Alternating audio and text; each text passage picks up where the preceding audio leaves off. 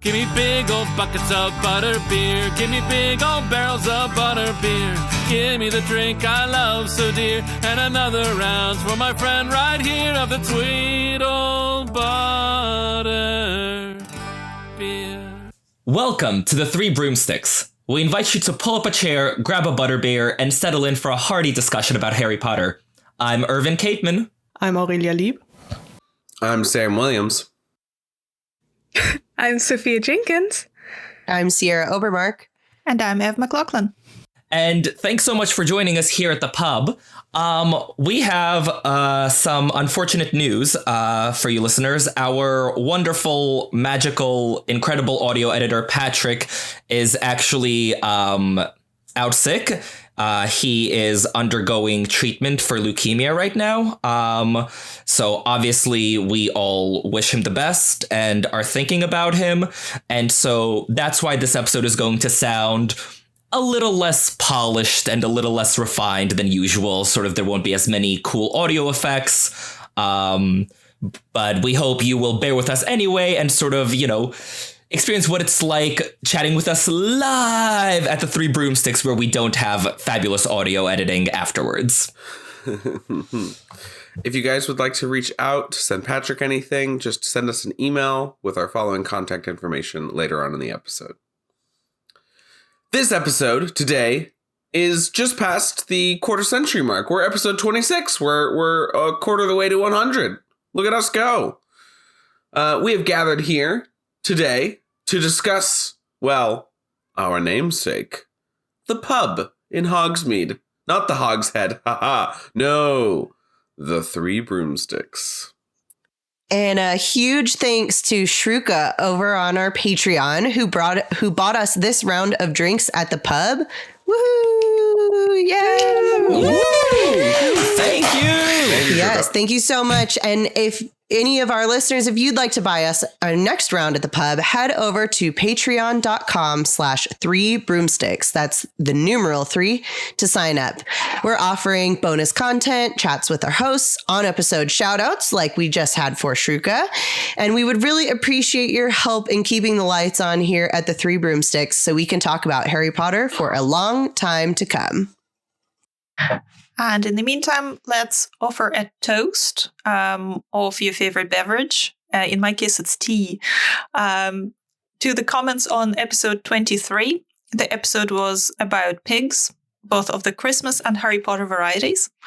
And we raise our glass to commenter Kathleen, who said, "Throughout Rowling's works, I see indications that a critical part of being a good human, is an acceptance of your inner pig. In addition to all the wonderful pig connections you all found, I'd suggest the character of Ron typifies the pig nature or appetite that must be integrated into a healthy adult character. Without him, the intellect and the spirit don't function as well." Which I thought was very insightful comment. Thank you, Kathleen. Especially, I think, after the excesses of Christmas. We're about mid-January now. I certainly need to bring my pig nature, kind of rein it in a little bit now. Just embrace your inner pig. Yeah, I definitely did that during the December, and I think now I have to start integrating the intellect and the spirit again. Yes, that's why it's called the Christmas pig. Yeah, exactly. 100%. Bit of indulgence over the holidays. Yeah, so if you haven't read Christmas Pig, the book, it's about your inner pig. No, not really. But if you'd like to know more, do listen to episode 23. We had a lot of fun. Oh my God. I recently finished listening to that episode. It was a blast. Wasn't it great? I'm so impressed with you guys and how much symbolism and meaning there is behind all the pigs in Harry Potter. I was talking with one of my coworkers who listens to our podcast, and they were like, they recently drove down from the Bay Area to Disneyland, which is about 6-7 hours. And she said her husband put on the podcast and he went, "Wait, they did 2 hours on pigs? How?" And then they listened and they went, "Oh, that's how." Yeah, this is our secret. We can always talk about Harry Potter. No matter what tiny detail, we can fill the time. Yeah. Which is good because we're going to talk about a pub for the next 2.5-ish hours. So we're going to put that to the test because, yes, I figured to celebrate a year of our podcast being on, we can have the entire team here together to talk about what inspires the podcast, the Three Broomsticks. So exciting. Yeah.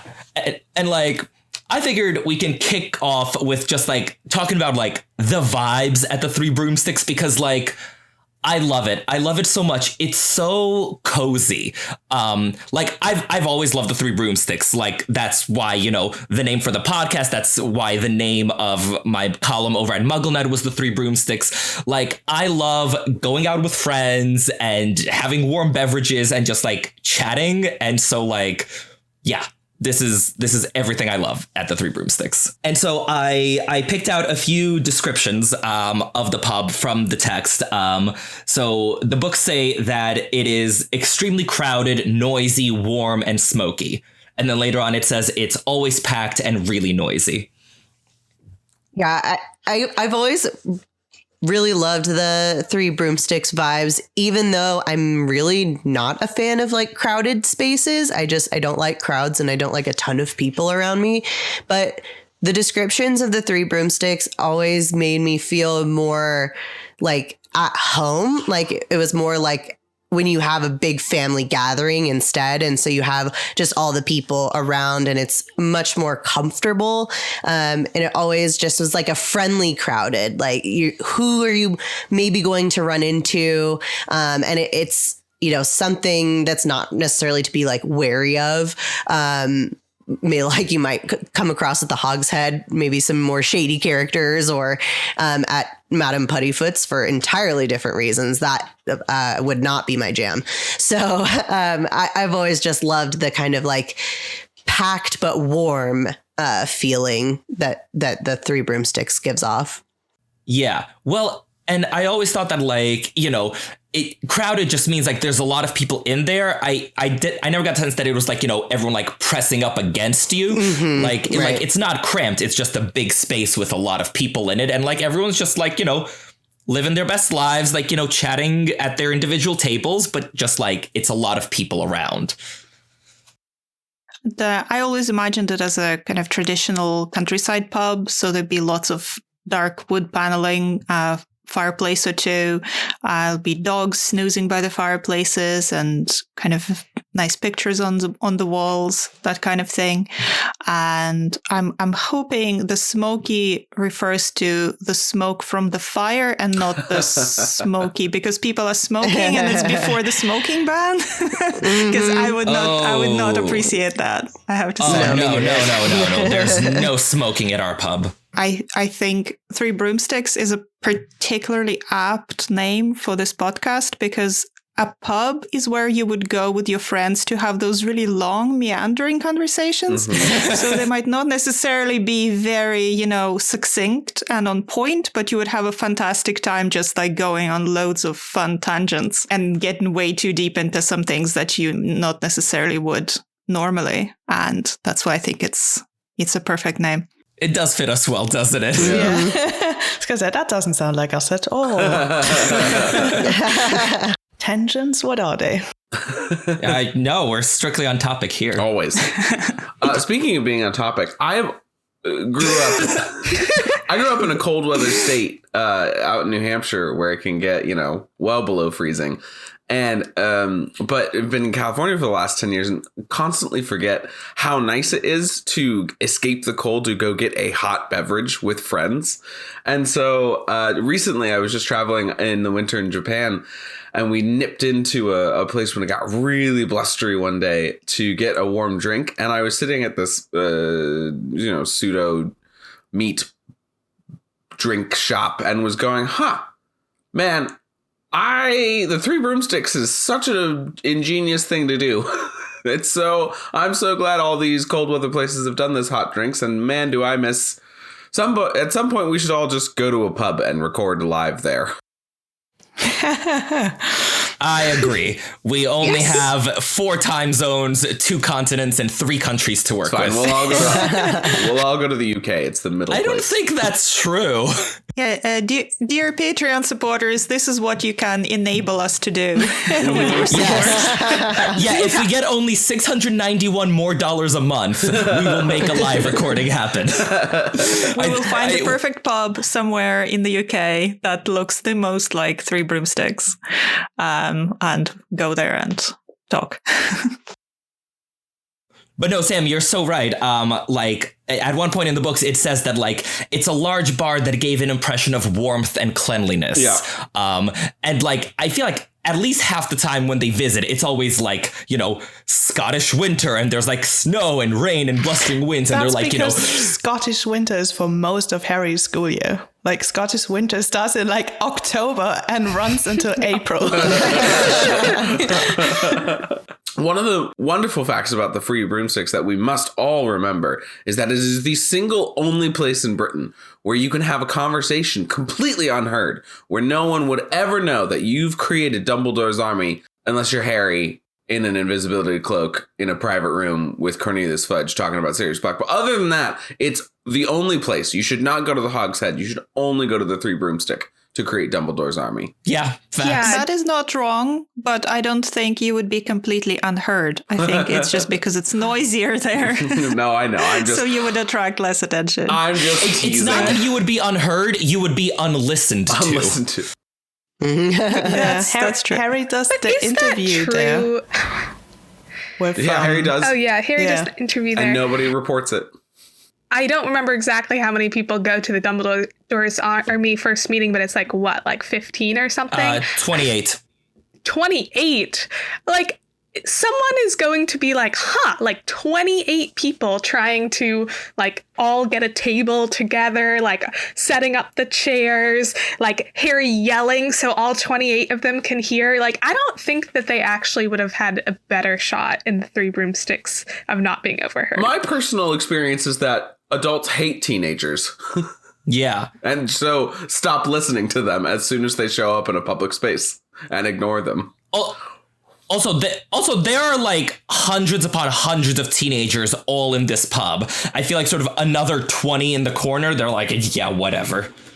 Yeah, but you have to like fit all of them in one space, and Harry needs to make himself heard over everyone else, which means he would be like probably yelling, and someone would just be like, leave, you're not allowed to like scream in this pub.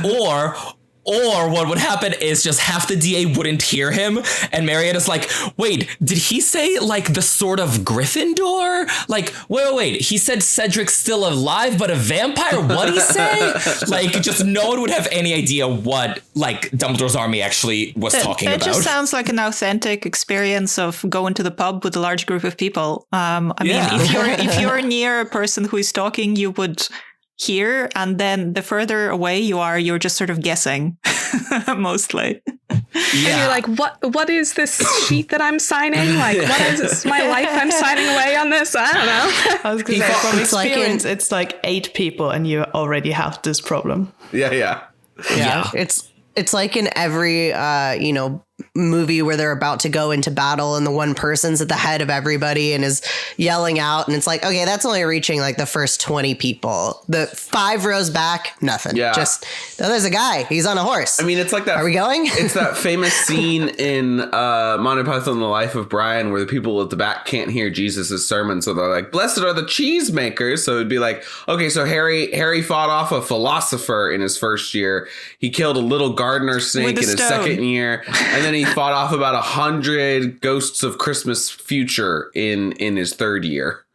Yep. That's how the rumor mill gets started. On the upside, I feel like that would help Hermione out when they all signed the parchment and no one knows what the fine print is. And Hermione's like, no, I totally like said that like you would, have permanent disfigurement if you betrayed us. Like, oh, you just didn't hear me. Yeah. Like, I think Ron totally heard me right here. I think she'd zag from that. I think she'd just be like, no, those pimples are just like that. She just has a weird face. Yeah, no, it's a good point. Like, Sirius is right that, like, you wouldn't be overheard at the Three Broomsticks, but also you just wouldn't be heard by your people Literally either. no one. So, Yeah. because Sirius never dealt with a group that big, right? Like, for Sirius, it was like, well, there's the 4 of us trying to get into mischief. And I feel like the Three Broomsticks lends itself much better to that. Yeah. Yeah, agreed. Really, they should have just gone to the Shrieking Shack through the front door, not through the collapsed passage. Yeah. Or they could have just gone to the common room and invited people there when it's quieter, because they do mention times when it's pretty empty, like later at night. So they could have just done that. They're not all Gryffindors, though. Well, yeah, but you can invite a person to come with you. I don't think it's forbidden. No. I mean, It is forbidden. Is it explicitly forbidden that you can't bring a friend from a different house into your common room? Only for Hufflepuff. Temporarily. It's only explicitly for Hufflepuff because you'll just be soaked in vinegar. Well, that's only if you tap the thing wrong. That's right. That's not. Yeah, but like if you're with another person who would, know how to come in.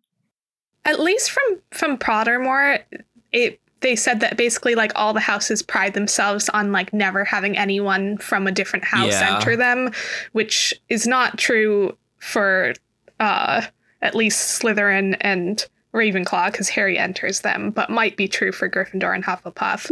But what a great cause to break the rules, right? For Dumbledore's army. But also, That'd be great. If literally everyone is at Hogsmeade, why wouldn't you just pick like a secluded spot in the grounds?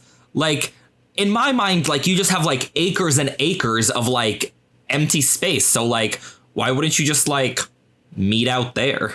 Because it's 2.5 degrees with wind You chill. could even go to like the changing rooms of the Quidditch pitch. Yeah. Meeting on the Quidditch pitch would be wild. But I guess everyone wants to go to Hogsmeade. Yeah, everyone wants to go to Hogsmeade that day. We've all learned that no one can see you if you do anything on a Quidditch pitch, because that's how Wood keeps Harry his secret weapon. Clearly, they just didn't think things through, is what we're realizing. Honestly, they should have gone to Hagrid's hut. Well, it was their first time, so. They should have gone to Hagrid's hut because he's not there. Oh, that's true. Yeah, that's true. He's still bringing Gorp back from the mountains of France. Yeah. Okay.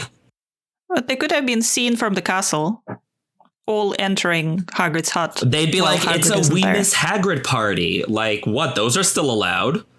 Yeah, for real. We're taking care of Yeah, this because dog. that doesn't raise red flags with. Teacher-student relationships.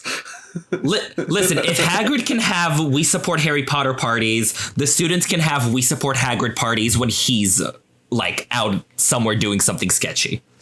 Yeah, except for that kind of, I mean, Umbridge is the one who you're raising a red flag with, and you don't really need to draw more attention to the fact that he's not there. I think in her case, it's a pink flag.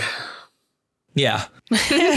Also, like, draw attention that he's not there. I always thought that was, like, so silly, because I was like, I think everyone has noticed. You mean the biggest person on the grounds is missing and everyone's overlooking it? Yeah. Yeah. Also, Umbridge was aware anyway, so I don't think anything really could have prevented that. All right, listeners, we want to hear from you. Where do you think Dumbledore's army should have had the initial meeting, if not in the Hogshead? Number 4, Privet Drive. Got it in one. Harry's like, these are my lovely relatives. They will love to host us. It's no problem at all. No problem at all. Jokes aside, like 12 Grimmauld Place, Sirius would have been happy to have them. Oh, that's so true. True. But Dumbledore's the secret keeper. Yeah. That's a big breach of security. 28 more people. And then when Dumbledore dies, they all become secret keeper. Including Marietta. It's fine. We just name our group after you, Dumbledore. Just let us in. like Dumbledore, we're your people. It's all good. We're all super trustworthy. No one will ever betray us. Well, I mean, 27 of the 28 never did. Like, 96% ain't bad. This is true. Zacharias Smith is so close to betraying them. Let's be real. Oh, he doesn't care enough. Yeah. Like, right after Quidditch match, though, if he was playing against Harry and they lost, I'm sure he would have marched straight up to Umbridge and been like, hey, listen. no. I think he's just a complainer. Yes. I don't think he would actually do it. All right, so back to the Three Broomsticks, where they regrettably did not have their first DA meeting. I looked through the text to see like what features are in the pub. So as Ev said, there is a fireplace, of course. You have to have a fireplace in these things. But what I found interesting is that there is a mirror over the bar. And like, let's be real, that is Gilderoy Lockhart's favorite feature of the entire pub. That is very normal for bars, actually. Is it really? Yeah. Huh. Yeah, it is. To make the space feel bigger. Huh. And also, I think there's like a level. It's to make the space feel bigger, and then there's also in certain places there's a level of kind of security because then you can see what the bartender is doing, and they're not like being shady back there. Or the Patreon. Or the patrons on the at the bar, like. If the bartender has their back turned, they can still see what's happening behind them through the mirror. So it's not just for all the drunken customers to preen? No. Although I'm sure that happens. Fair enough. I mean, it's you don't want to have a gun drawn on you, although I guess it's Wizards, so they just always have a gun drawn on them, but it's fine. Also, it's the UK.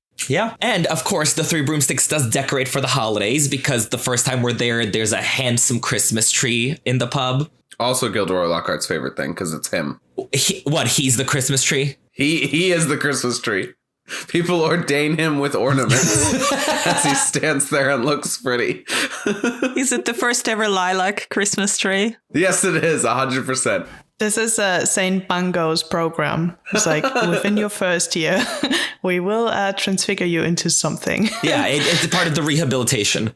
You know, muggles have physical therapy, wizards have, your time as a Christmas tree. I can just imagine that. Really feel your branches. Reconnect to your roots. Inhabit the tree. How does it make you feel?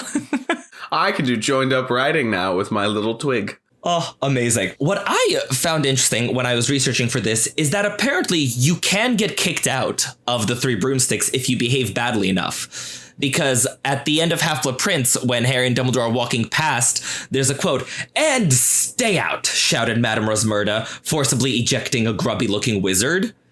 And, like, the Three Broomsticks seems fairly permissive of, like, various types of nonsense. So, like, what do you think he did to get himself kicked out? Listeners, this is your second prompt. Like, what do you have to do to get kicked out of the Three Broomsticks? Vote for he was grubby looking, because it's so easy to clean yourself with magic. Is it though? Scourgify, boom, got it. I mean that's something people always say, but just because there is a spell doesn't mean that any individual is good at it. That's true. I can just imagine somebody trying it and doing it wrong, and then just like their skin is missing or something horrific. Yeah, we know Tonks is... For 800 years of Hogwarts history, students vanished the literal crap that they laid on the ground. Well, yeah, they practiced a lot. That would mean they would practice that every day. But now that they have plumbing, they're not practicing that every day. So they're not as skilled. So this possibly. is... Well, I feel like it should just be part of, like, wizarding sex ed is like, here are all the hygiene spells, like, deodorus and so on.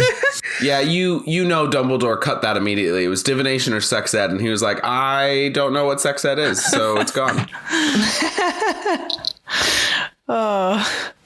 Also, who taught sex ed? Oh, Snape, 100%. Oh, no. Oh, man. I was going to say Madam Hooch.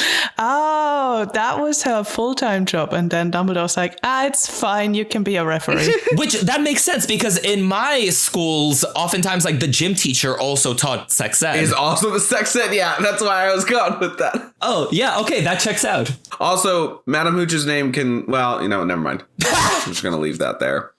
I'm not sure there was sex ed in the UK in the 90s. Huh? I'm a bit younger than that, but there was no sex ed in my school. It was just sort of assumed that, your parents will teach you stuff or something. I don't know. Oh, dear. There was no, health class at all? I mean, not really, no. It was just not considered something that the school has to do. We just do the normal subjects and leave it at that. So I can imagine Hogwarts just concentrating on their academics and just letting nature take its course. You know, you hope that the parents will teach the kids, I guess. Honestly, it would probably be Madam Pomfrey if thinking about it now. She would be the natural choice, yes. I think. Yeah. I think Yes. But I mean, How to avoid dragon pox and dragon diarrhea and dragon sex. yeah. I don't know. I still really like the Puffs version of Wizarding Sex Ed, where it's just Snape with, a donut and a wand and just Lily. Oh my god. And another curious thing is Rosmerta's got a couple of brooms behind the bar that like Harry and Dumbledore used to fly back to Hogwarts. And okay, maybe like y'all know more about bars and you know that like people just have brooms behind them as a regular thing. But I'm like, what kind of broom related emergencies are these brooms for? Like, or is it just like wizards were drinking at the pub and got too drunk to fly home, so they left their brooms? Like, what's the story? Or they are the Three Broomsticks. Oh. so. It's not a couple of brooms, it's actually 3 brooms behind the bar. It's actually 3 brooms. They just only need 2 of them. Uh-huh. Oh. That's genius. I'm pretty sure she says she only has 2 brooms in that moment, but it could have been 3 at some point in time. No, I don't think she does. I mean, I'll look it up because I've like been going over this passage day after day lately for another writing project. I mean, they could be just her brooms that she has there, or they could be pre-spelled with common destinations. Yeah. Behind no, the so she bar, says she's yeah. got a couple behind the bar, but I don't think that means actually like only 2. That just means like a few. Yeah. Oh, yes, it does. In the UK, they're very particular about this. If you mean more than 2, you need to say a few. And then if it's more than a few, it's several. Oh. Mm-hmm. No. So if it says a couple, it actually means 2.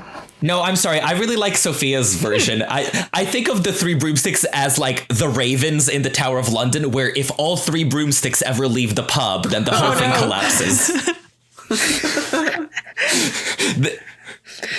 So it's a good thing Harry and Dumbledore only needed 2. They left 1 broomstick. Do you think that, so, all the pubs in the UK have this lovely signage out front. Do you think that it's just painted brooms, or do you think they have a literal 3 broomsticks in a triangle like they do in the portrayal in like Florida and the Universal Parks? Well, first of all, I don't think it's in a triangle because I don't like how that looks. I imagine maybe they like shrunk 3 actual broomsticks down and made that into like, the thing. Okay. Like those like baby broomsticks that Harry gets from Sirius. Yeah, exactly. Like that size, yeah. I can't wait for the 2024 wizard TikTok that has little chameleons riding the little baby brooms. I understand so few of those words. I don't understand any of those words. Yeah. Yeah, I didn't get it. I need an elaboration on that one. All right, here we go. So in 2024, wizarding internet has become a thing. Wizarding TikTok has become a thing.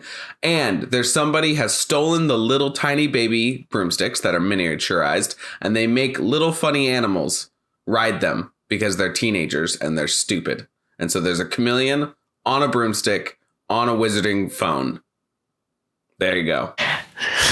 So you're telling me that those brooms left the UK at some point, because it's not like chameleons walk around in the UK. Oh, it's from the zoo. No.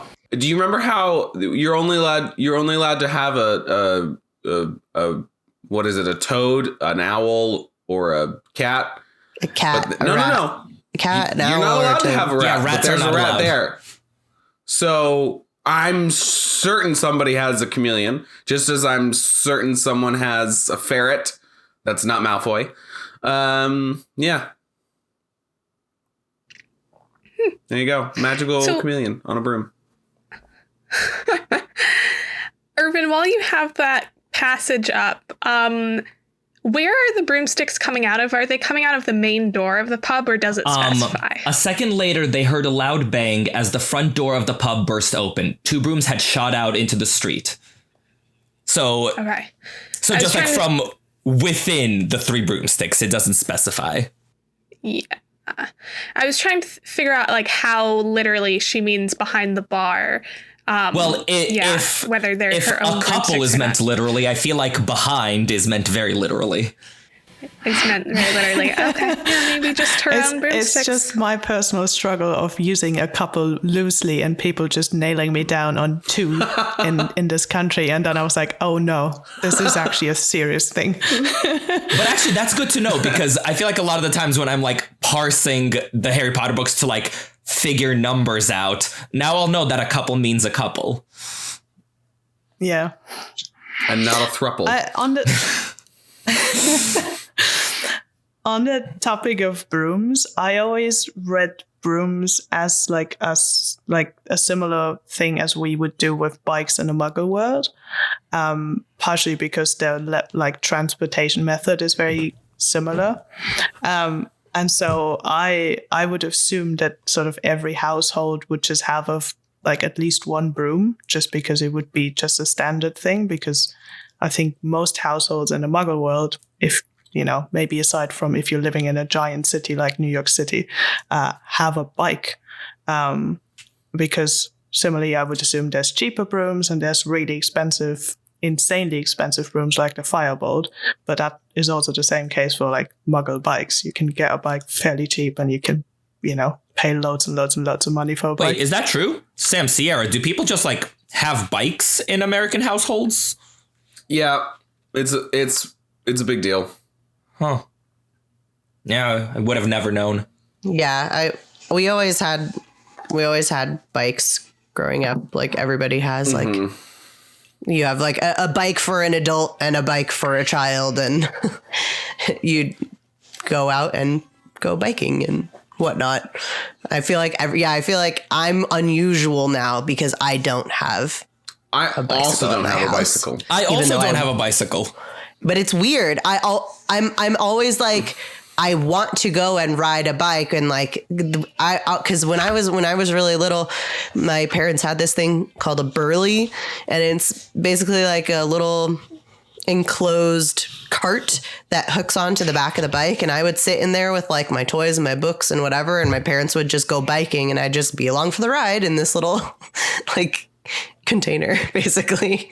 And I really want one, but I kind of need a bicycle to actually pull it. Almost all my students have bikes, although many don't bike to school anymore because we keep getting them stolen. But yeah, they're big deal.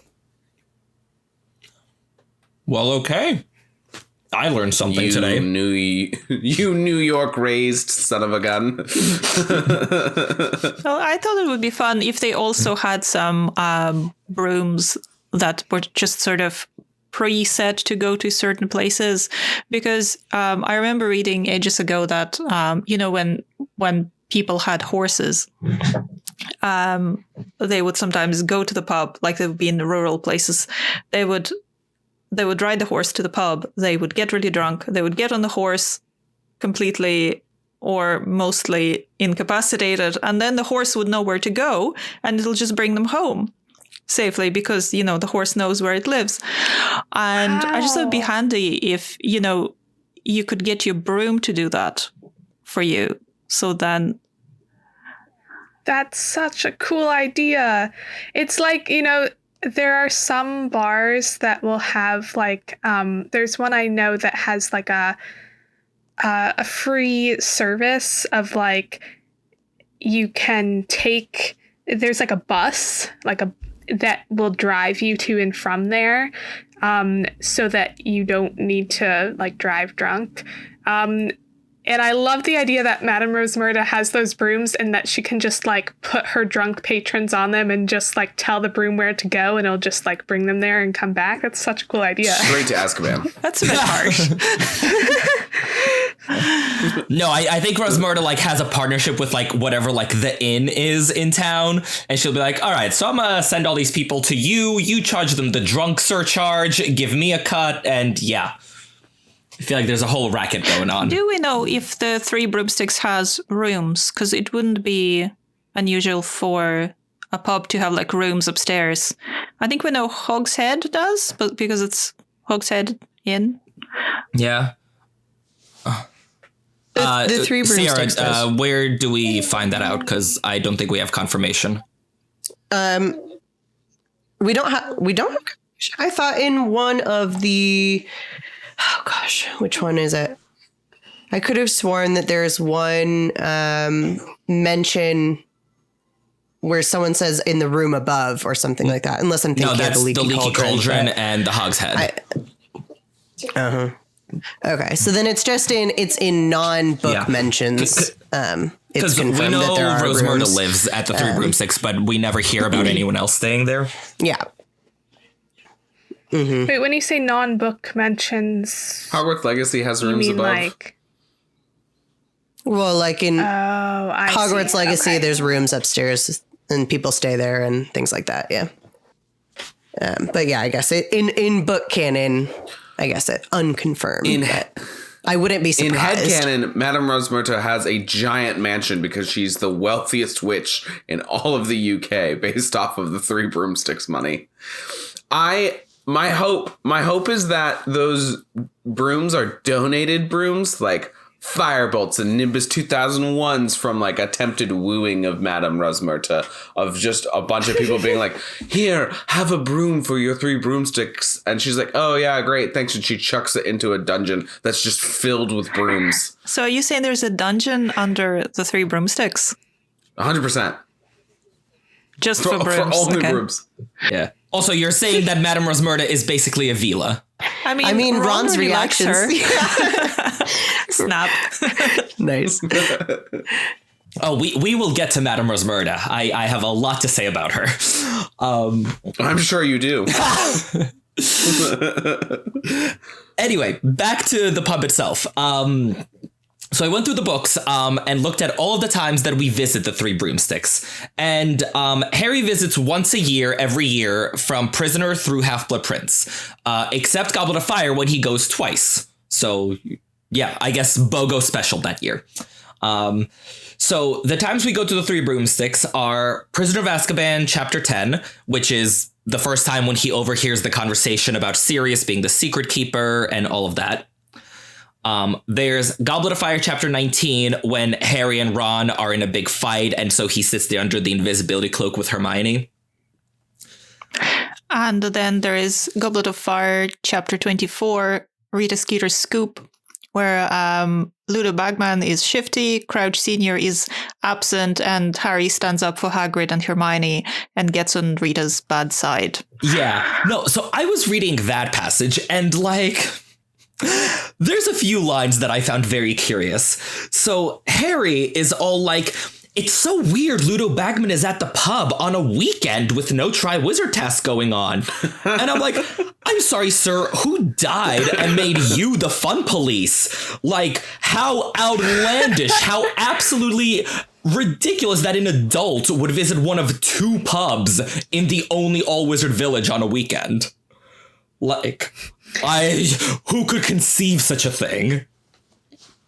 I mean, I guess that he expects him to be like in London or near the Ministry or something, that like he would be working during the week and would be more likely to go to like the Leaky Cauldron on the weekend. But yeah, I guess he's not thinking of the fact that for wizards, it's pretty easy to transport to different places, so it's like not a big deal for him to just show up. This is such a teenage and / Harry thing. From the teenage side, it's like teenagers, in my experience, as soon as they get to a place, they're like, no, this is just for kids. What are you doing here, adults? This is crazy. Why would an adult be here? Versus also, this is Harry, so like he just met Ludo Bagman. Ludo Bagman could have been at every single Hogsmeade visit in the Three Broomsticks every single time, and Harry could have literally bumped into him, and Harry would not know that Ludo Bagman was at the Three Broomsticks at all until just this day where he's like, oh my God, that guy's Ludo Bagman. That's crazy. Why is he here? No, in fairness, like, Harry is always surprised when adults show up at the pub. Like, in Prisoner of Azkaban, he's like, oh my God, I hadn't thought that the teachers would come here too. What a shock. So, yeah, that is largely a commentary on Maybe Harry. he just doesn't expect to be able to kind of that going to the pub on the weekend is like a normal thing for people to do. Because I think normally, you would know because your parents would go, and sometimes they might bring you as a child for like a carvery lunch or something on Sunday, to the pub. I'm sorry. What's a carvery lunch? Is a thing where you would go on Sunday, kind of early afternoon, into the pub, and they would have it set up that you can have your plate of usually roast beef with Yorkshire puddings, or roast pork or something with roast potatoes and vegetables and lots of gravy. And you would take your plate and you would sit down and have it with a pint of beer or something like that. And it would be pretty normal for the whole family to go to the pub on Sunday for the carvery lunch. Obviously, the children wouldn't be drinking, but... yeah, I mean, other than the beer, that sounds amazing. It's good. And some pubs would be known for being a good carvery lunch pubs, because they would, but I don't think... Somewhere in Surrey, there's a pub that knows Dudley really well, and nobody realizes that the Dursleys have a nephew.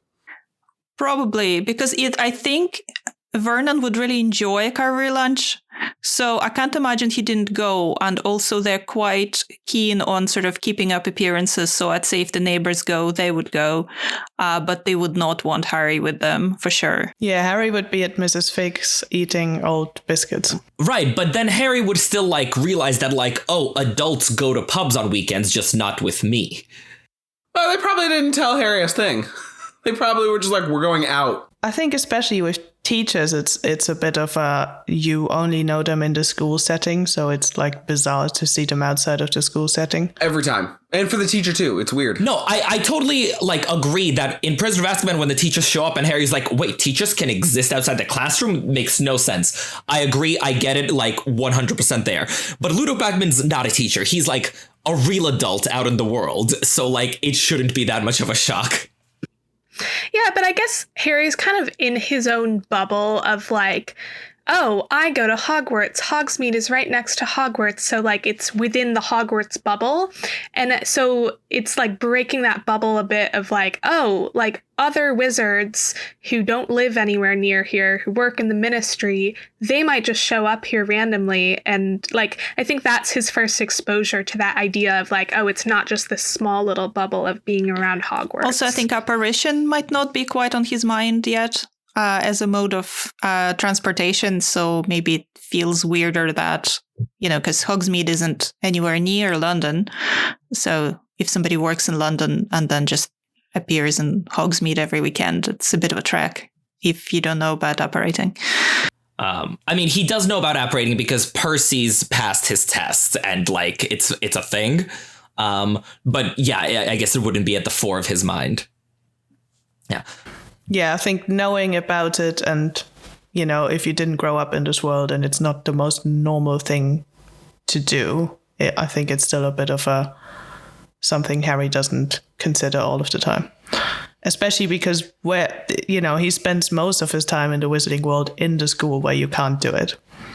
And I think if apparition had been on his mind, I feel like I would go the opposite way. I'd be what is Ludo Bagman doing here? He could be literally anywhere on this weekend.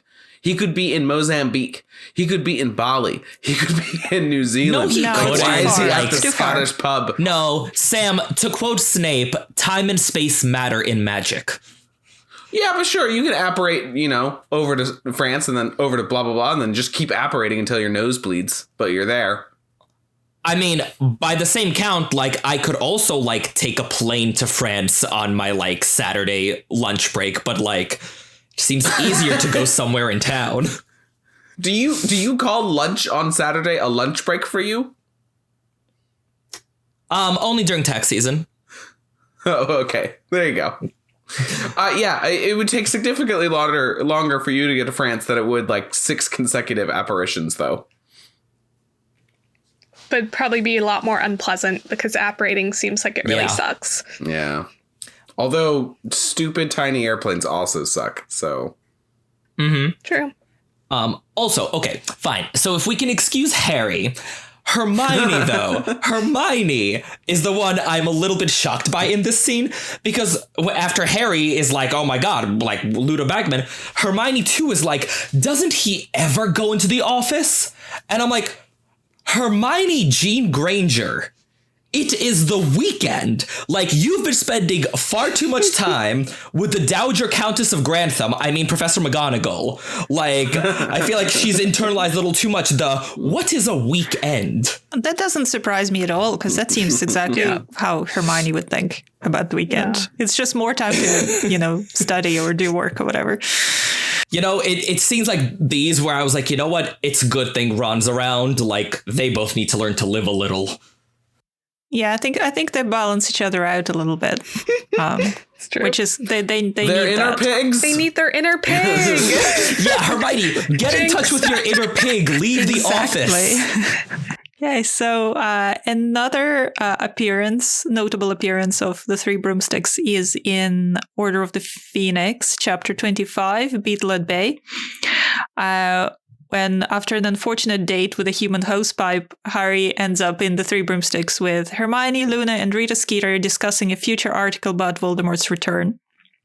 Which is, I went to look up this chapter today, actually, because I remember really enjoying it in the past. And it's quite long, and a lot happens. And the bit that I've just mentioned, it's only the last maybe quarter of the chapter. I was very surprised by that. A lot happens. I know. So like that scene is my favorite scene in the books. I was like, I love it so much. It's so great. And so when Alohomora was doing it, I was like, I need to be on this episode. And then I went on the episode and I was like doing the research. I was like, oh, we have like 30 pages to get through before we get there. Yeah. Like there's a lot in the chapter. But typical rolling chapter. Yeah. But I wanted to talk about, Sierra kind of mentioned this, how the Three Broomsticks is such a contrast to Madam Puddifoot's, which we see earlier in that chapter. And it serves as like such a refuge from Madam Puddifoot's. Like, so Madam Puddifoot's has all these like pretensions of being cozy. Like, it's a cramped, steamy little place where everything seemed to have been decorated with frills and bows. There's, small circular tables with golden cherubs hovering and throwing confetti. So like, they're trying to be like cute and cozy and all that, but instead it just comes off as the like, like claustrophobic and over the top and no thank you. And the Three Broomsticks is the one that's like genuinely like so cozy, whereas Madam Puddifoot's is just,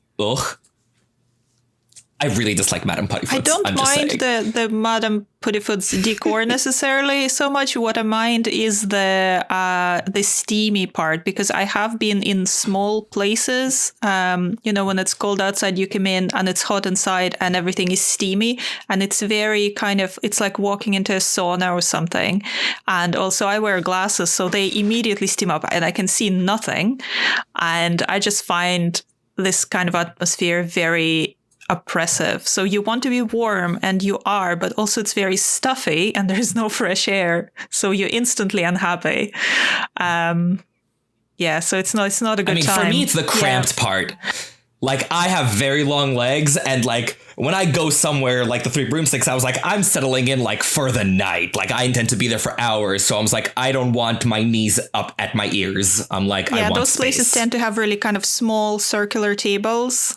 Right, where you can't fit anything, right? It's like, the table is like, half a meter in diameter. And so like they put down 2 teacups and a teapot and you're like, there's no room for anything else. Like, God forbid you get a scone. Or a book. I usually have a big bag with me full of books, and I don't have anywhere to put my backpack, and I don't have anywhere to put my book on the table. Yeah. It's a nightmare. You would think that there would be a spell that could, like, as you go to place something on the table, it miniaturizes so that you can put the scone on the plate, but then when you pick it up, it like resizes correctly. But no, it's just regular Muggle technology of porcelain. I'd say if that existed, that would be quite expensive, because we do know there are nose-biting teacups, so there are kind of enchanted or crockery, so to speak, or crockery that can do something else. But if you think about it, that's a transfiguration thing, that if it needs to change shape, and I'd say that would not be easy, and therefore if somebody could do it, it would be quite expensive, and you wouldn't want it in a normal coffee shop, because if somebody like drops it or whatever, then that's... But also, you could make Madam Puddifoot's bigger on the inside, you know, like the Fort Anglia and all the like enchanted cars, where like it's a cozy little tea shop and then you come in, but there's actual space. Madam Puddifoot, the bridge between Doctor Who and Harry Potter that we didn't know we needed. I mean, you probably could, but she probably can't. Yeah. So what I'm hearing is that when McGonagall goes to Madam Puddifoot to have a coffee by herself, she's the one transfiguring everything on her plate. Oh yeah, so she could do it. Oh yeah, no. The minute McGonagall comes in, like she sits down and suddenly the table is like, you know, banquet style, like can fit 6 people, like there's room for everything. And it's no longer steamy. There's excellent. like kind of like magic aircon suddenly happens and there's fresh air. Yeah. I think she would transfigure her appearance too, so nobody knew it was her and Madam Puddifoot's. She would be too embarrassed if people knew. On a date. That'd be so funny. Yeah, no, like when she and Mrs. Longbottom like go on their dates, like McGonagall's 100% incognito. Yep. How many staff members do we think McGonagall has dated as for fun, as a joke, when she looks like someone completely different? She set up her wizarding dating profile. Oh my god.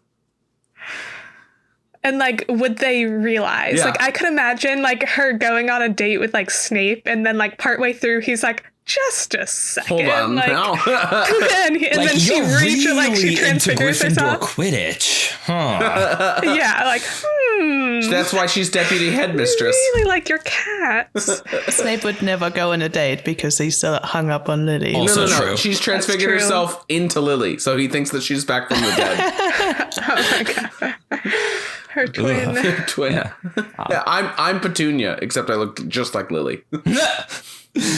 But yeah, like, and back to the Madam Puddifoot's Three Broomsticks comparison, I feel like the same goes for the people involved. Like at Madam Puddifoot's, Harry feels so out of his depth there because he's there with Cho, who like he doesn't know very well, and he's very like awkward and nervous around, and he doesn't know anyone else there except, you know, famous Hogwarts whore Roger Davies. And when he leaves Madam Puddifoot's, he gets to the Three Broomsticks. He thought it likely there would be someone in here with whom he could spend the intervening time. So like even like not meeting anyone, he's like, my people are at the Three Broomsticks. Like I'ma know people there. Like, oh, it's so cozy. I love the Three Broomsticks. Which is also funny considering the only people Harry ever hangs out with is like 5 people. Yeah. Yes. Yeah, one of the 5 people in the world that I know are going to be at the Three Broomsticks. Well, at this point, he is sort of well into Dumbledore's army, so he's got 27 other people that he might be able to hang out with. Although it would have been very funny if it was just him and Marietta Edgecombe just being like, so... how's your face How feeling? was your day? Exactly. Where's Cho? I'm not sure if Zach Smith would be much better though. No. Oh my god, what if he walked in on a date between Zacharias and Marietta Edgecombe? And like they spent my literally God. half the date complaining about It's a Harry. match made in heaven. Yep. I'm wondering if Harry brought Cho to Three Broomsticks for their date instead of Madam Puddifoot's, whether it would have gone any better or worse. Because I think as he walks in Madam Puddifoot's, he sees all those other people there on dates as well. And people like kissing and holding hands, and he feels suddenly under pressure to do all of those things because other people are doing them, and he's also on a date. I wonder if they went to Three Broomsticks in the first place and they just sat there at a normal table without cherubs and nobody's kissing each other around them and they're just having a butterbeer. I wonder whether they both be more kind of relaxed and comfortable, and it could have actually gone a lot better. Oh, 100%. Yeah. Yeah, definitely. I feel like that's the thing that Harry, even well into their marriage, doesn't realize about Ginny, is that Ginny is constantly planning things that make Harry comfortable so that he can have a good time. Yeah. Good for Ginny. But anyway, so the next time we visit the Three Broomsticks is in Half-Blood Prince, chapter 12, which is technically the last time that Harry is in the pub. And that's when Katie Bell is given the cursed opal necklace by an imperious Rosmerta. I don't want to analyze the chapter too much because we haven't done that chapter yet on the Three Broomsticks, but it's Draco Malfoy polyjuiced as a girl, right? Giving the necklace to Katie while Crabbe and Goyle polyjuiced as him. It's Rosmerta under the Imperious Curse. Right, but Draco's just hit her with the Imperious Curse, right? No. He Imperious her way before that. I think probably beginning of the year. She's been Imperious like the whole year. And continues to be so all the way through the Lightning Struck Tower. Because isn't this their first Hogsmeade visit? Yeah. So that's when I think Draco does it. I know he's technically in detention, but I mean, you can say nope, but I feel like there's no textual evidence that says he definitely does it before that. I will find some. Yeah, I mean, it is possible, I guess, that Crabbe or Goyle, I don't actually trust their abilities. Maybe a different Death Eater, Imperious Rosmerta, like went to Hogsmeade and Imperious Rosmerta. That's a possibility. Well, because it is weird that, like, you can't, like, do an Imperious Curse from afar. Right.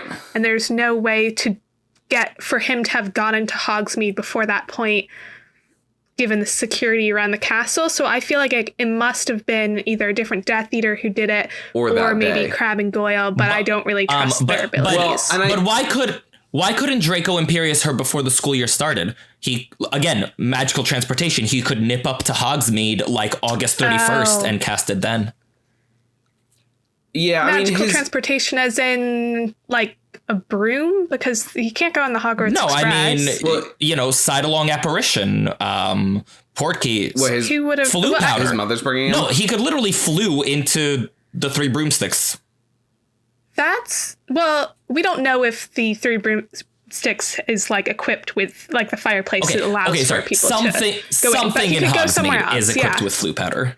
Yeah, that's true. He definitely could have done that. So it could have been him before the school year started in that way, but it also could have been a Death Eater. Because I know during this chapter he's supposedly in detention, but he's got the Polyjuice potion at that point, and I'm sure he had somebody else drink the Polyjuice to be like him in detention, and that he's the one down there doing this. Oh yeah, I don't think he's sitting in detention right now. I'm not 100% on that because detention is with McGonagall, who is a very sharp cookie, and it's like an extended period of one-on-one time. Would you trust Crabbe or Goyle to impersonate you when McGonagall's watching? No. Not really. But Pansy Parkinson would do anything for Draco at this point, so it could have been Pansy or not Zacharias Smith, who's the Blaze Zabini.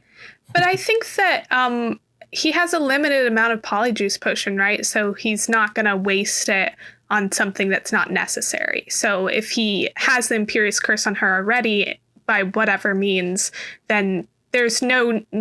Mm-hmm. But he's probably in detention. If he's already done the Imperious Curse, he's probably in detention. But then he himself is in detention, yes, because he wouldn't waste it. So I think what we can all agree on this side note is Malfoy is the one who is Imperiousing Rosmerta. No matter when that officially starts, he's the one who is doing that. And so it really, like, the semantics of if he is or is not actually sitting in detention at this moment, is basically just when did the Imperiousing take place? If it already happened, then he's probably in detention. If it hasn't already happened and this is his, like, kind of one and only opportunity, then perhaps he has done some sort of a switcheroo. But yeah, I mean, I think I'd agree with Sophia that this is, like, maybe he's not going to just, like, waste. I agree with that for sure. I guess one thing, and we can move on from this, but I don't actually know if it specifically says that Draco is the one who put her under. Dumbledore asks, how long has she been under? So is there evidence? Well, yeah, because, like, the caster of the Imperious is the one controlling and giving command. So well, first of all, Draco doesn't really seem to be working with Death Eaters. Like, he's sort of like, it's him and Crabbe and Goyle. That's first of all. Yeah. Second of all, Rosmerta then casts the Imperious on Katie. which is the only instance of layered Imperious curses we see in the text. So I feel like sort of the mental fortitude involved and like the level of detail, I feel like Draco could not outsource that Imperious. Like he can't just be like, hey, Death Eater, like tell Rosmerta to tell Katie to do this. Yeah, that's a lot of coordination, and he'd have to have instant communication methods, which are difficult. Yeah. Yeah, I mean, to clarify, I believe it is Draco. I just wasn't sure if we had that like hard and fast, but I think it must be, because otherwise it's just too complicated. His whole plan is just also, too complicated. Lucius really seems to specialize in the Imperious Curse in the prior book. So there's also like the familial connection of like Draco is going to be very, very good at the Imperious. Yeah. Mm-hmm. So that's the last time that Harry is in the Three Broomsticks in the text. However, everyone else gets to go again. In Half-Blood Prince chapter 21, Ron, Hermione, Wilkie Twycross, and all the students taking apparition lessons in Hogsmeade go for a drink after practice. And, you know, only Harry, Draco, and Ernie Mac are left behind out of the sixth years.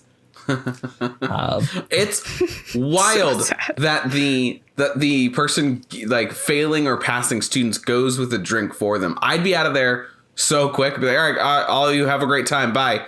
Like, I don't want to see your tears or have you hex me. Well, maybe Wilkie Twycross just like needs a friend, like doesn't have a lot going on in his life. So sad. I know. I want the story of Wilkie Twycross and how he eventually found love and friendship. Well, maybe he has a crush on Madam Rosmerta. That's why he goes. That is also very true. And he's like, no, I'm here with the students. Hermione. Well, we know he loves Hermione, at least according to Ron. Yeah. That's so funny. I think he's too insubstantial as a person. And then the last time that the Three Broomsticks comes up, we don't actually go in it, but in Half-Blood Prince chapter 27, Harry and Dumbledore arrive outside the Three Broomsticks, and, you know, that's when they get the brooms behind the bar and all of that. Yeah. But what if I told you, Irvin, they actually did go inside? And that the entire seventh book is just Harry's guilt-ridden imagination, because he and Dumbledore sat down for a drink and let everyone in the DA and everyone in the Order die for them so that they could have a beverage. I get the feeling, Sam, that you've never truly recovered from our What If Harry Potter Was Horror episode.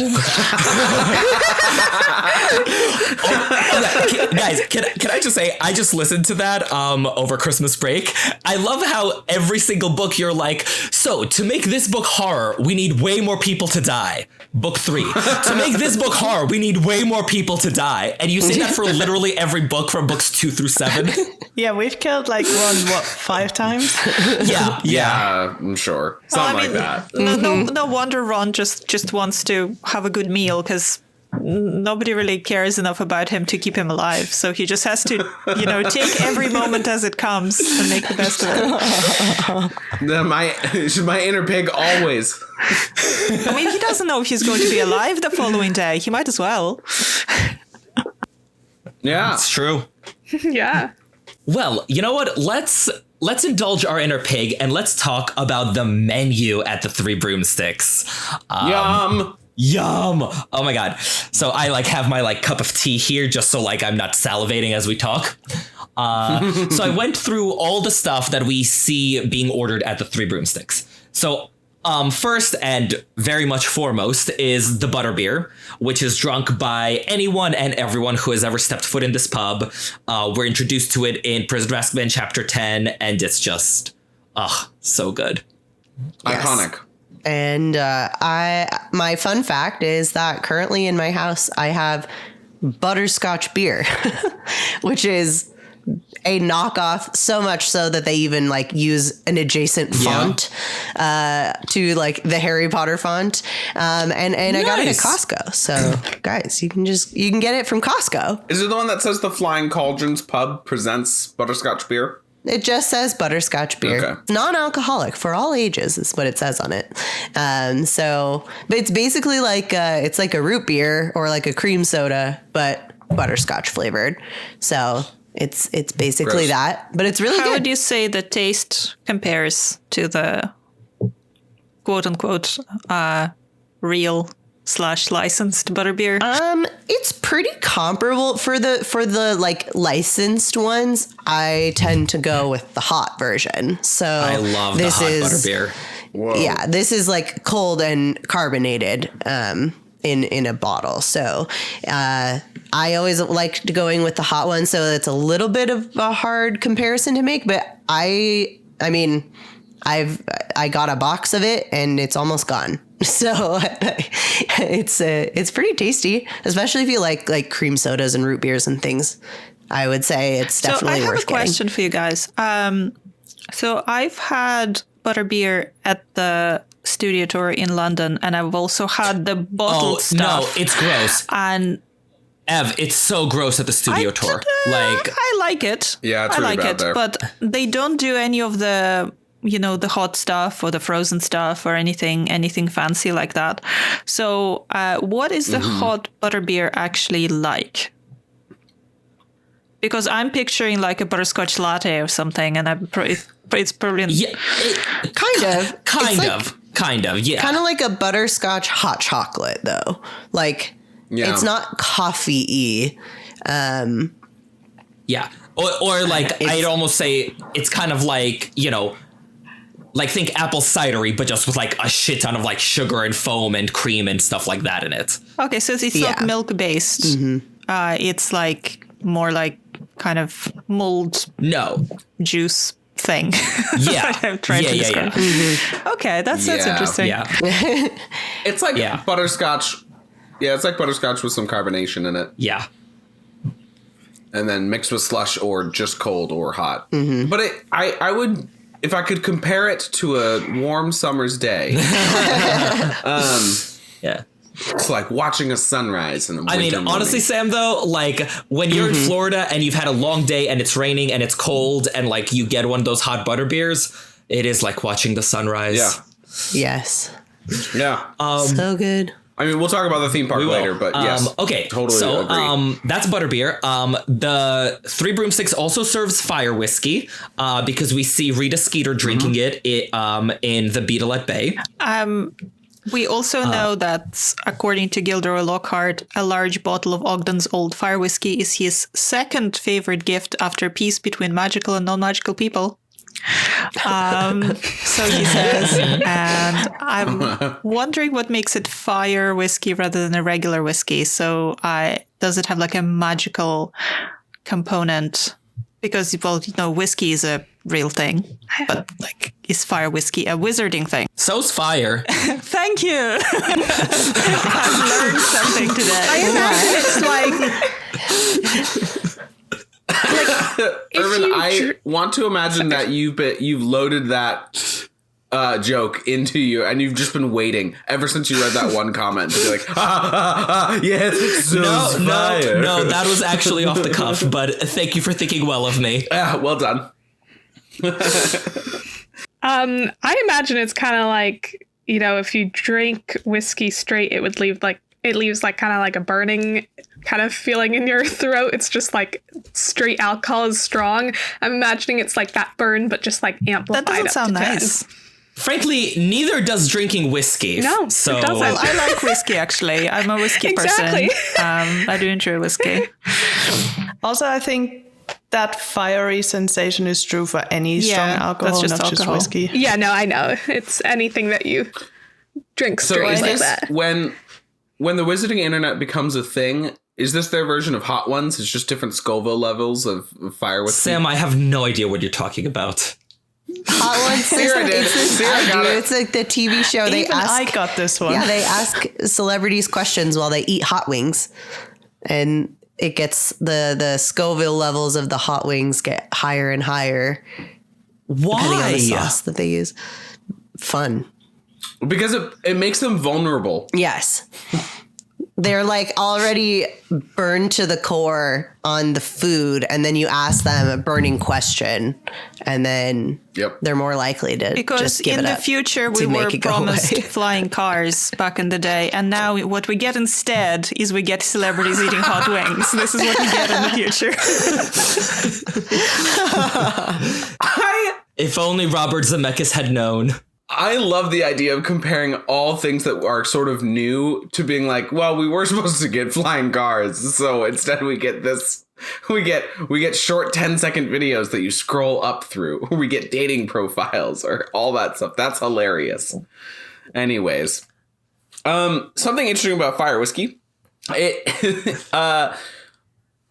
has the alcohol limit that is above for 17, because we know that Hermione gets mad when Ron is like, I want to try that. And you're like, you're underage.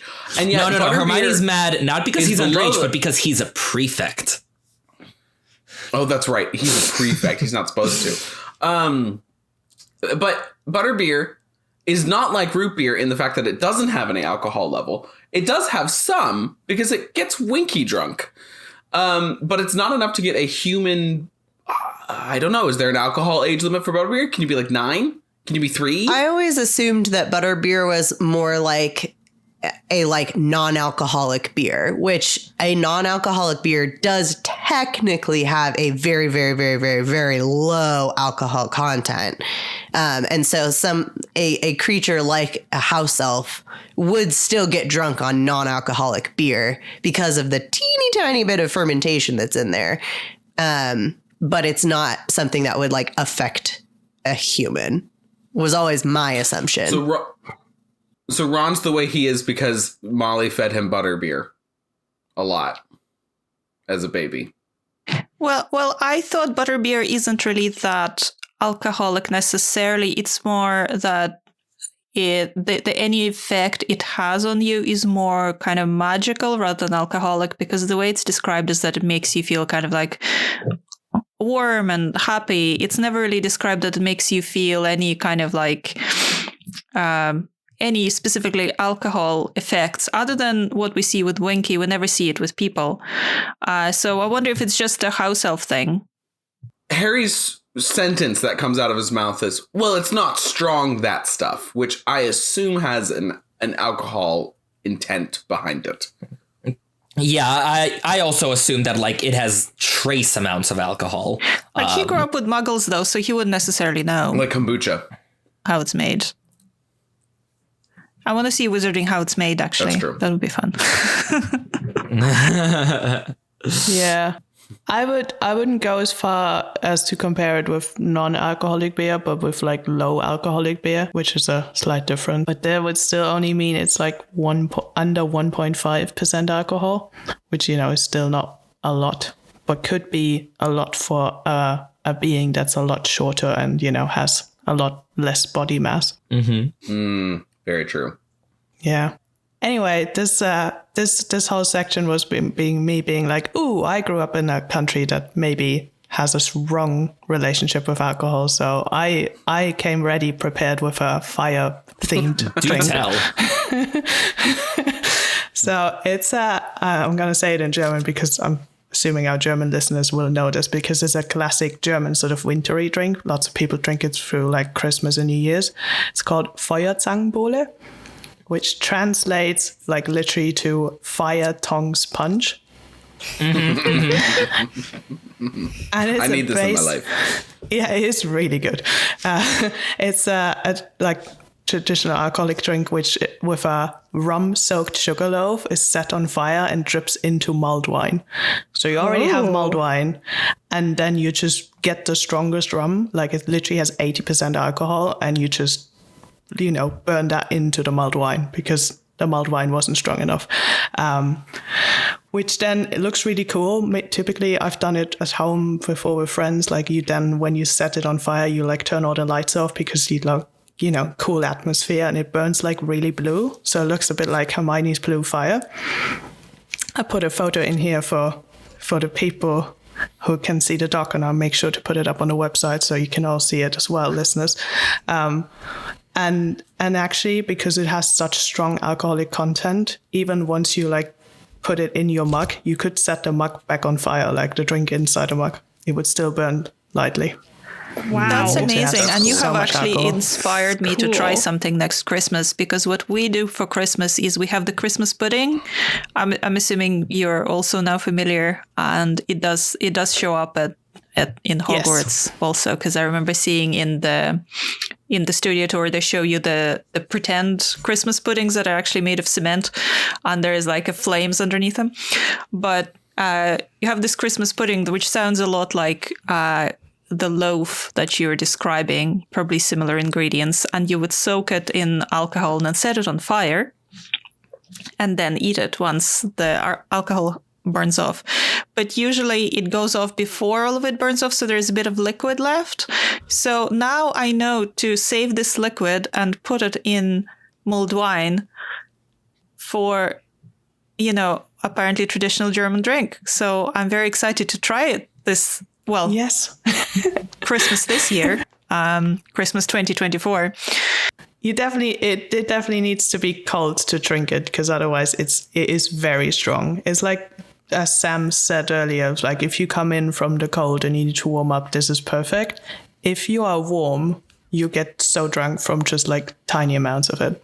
It's great to warm up, but it does look amazing, the blue flames. I think that's the main reason we do the Christmas pudding, because I don't really like the taste all that much, but I do love the look.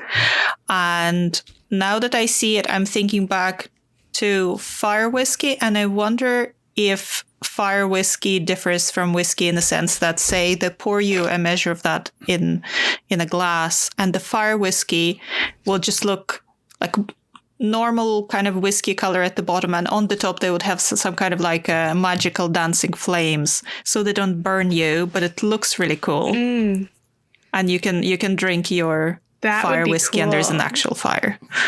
I think that could be fun. I'm not sure if we know. I don't think we know if this is fire whiskey, but isn't there in the Hogshead, they see the one person like have this like shot of something and puts down the glass and it's like still smoking. Oh yeah. So that could be fire whiskey, and that could be a good evidence for that interpretation. I don't think of it is, just because we see people drink fire whiskey sort of throughout, and we never hear about like it smoking that way. So I think that's meant to be a different drink. Yeah, so it could have flames but no smoke. Maybe. In my head it's gonna have flames now, so I've decided. Yeah. Yeah. Well, we go from fiery drinks to watery drinks, because the Three Broomsticks also serves gilly water, which McGonagall orders because she is, a sensible woman. And yeah, what do you guys think gilly water actually is?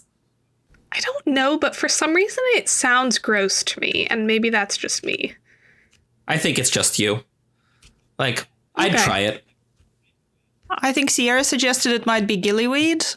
And I was thinking, if it's gillyweed, it'll make you grow gills and you couldn't breathe in the pub anymore. And that would not be nice. Yeah. Like, I guess... Go on. Oh, it's kind of like the only other thing that we know that has like gilly in it, I guess. Besides, I think, isn't there like a gilly flower or something as well?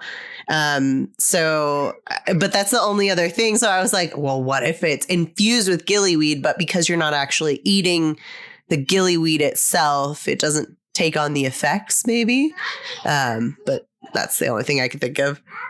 Or it's used by bartenders when they want to get somebody to take a water break and leave the pub.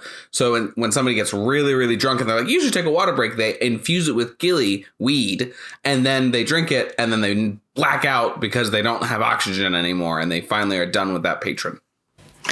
Again, Sam, like, what happened to you? Sam, who hurt you? Probably the fact that I've never had alcohol in my life ever. Wait.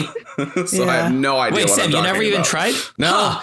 Okay, because like I tried like all different alcohol drinks when I was like, 12, 13 or so, and like it didn't take, so I haven't drunk since, but I've at least tried it all. Yeah, but I grew up in a very rural town, Which I feel like is where people drink anyone would more. have. Correct, but I was sheltered in the rural town, and so I didn't have instant access to alcohol like you do on the streets of New York. Fair. No, I'm just picturing streets of New York strewn with alcohol.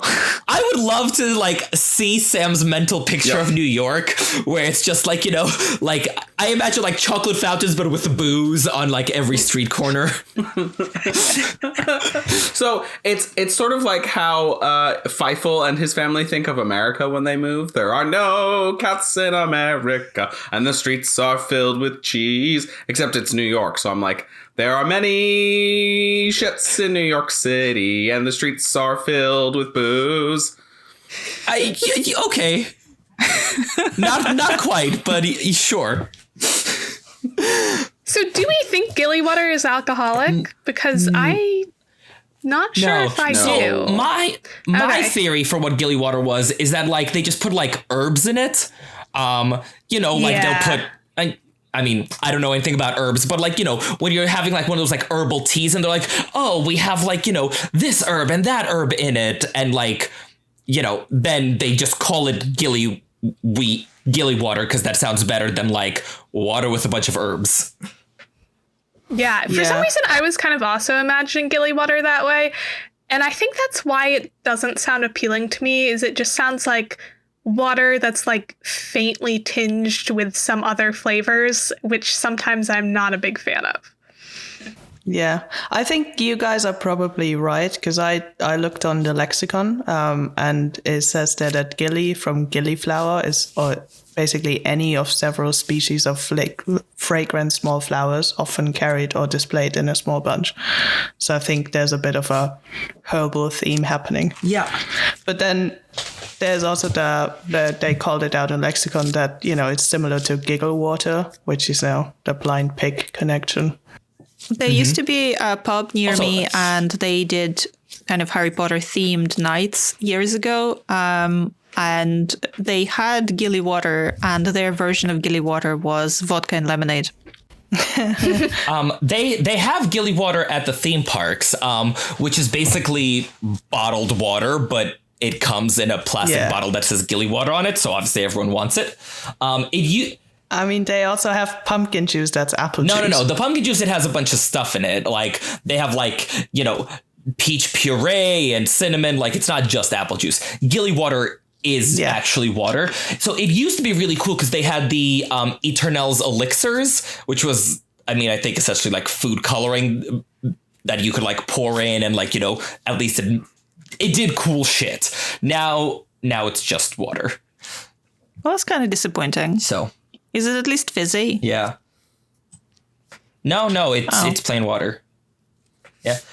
But also, Sophia, to push back against you, like, not liking the idea of water with herbs, didn't you have the focus tea that I brought to our last writing retreat? Okay, but tea is different because tea is hot, so the like whole flavor of the herbs goes into it, or the whatever's in the tea bag.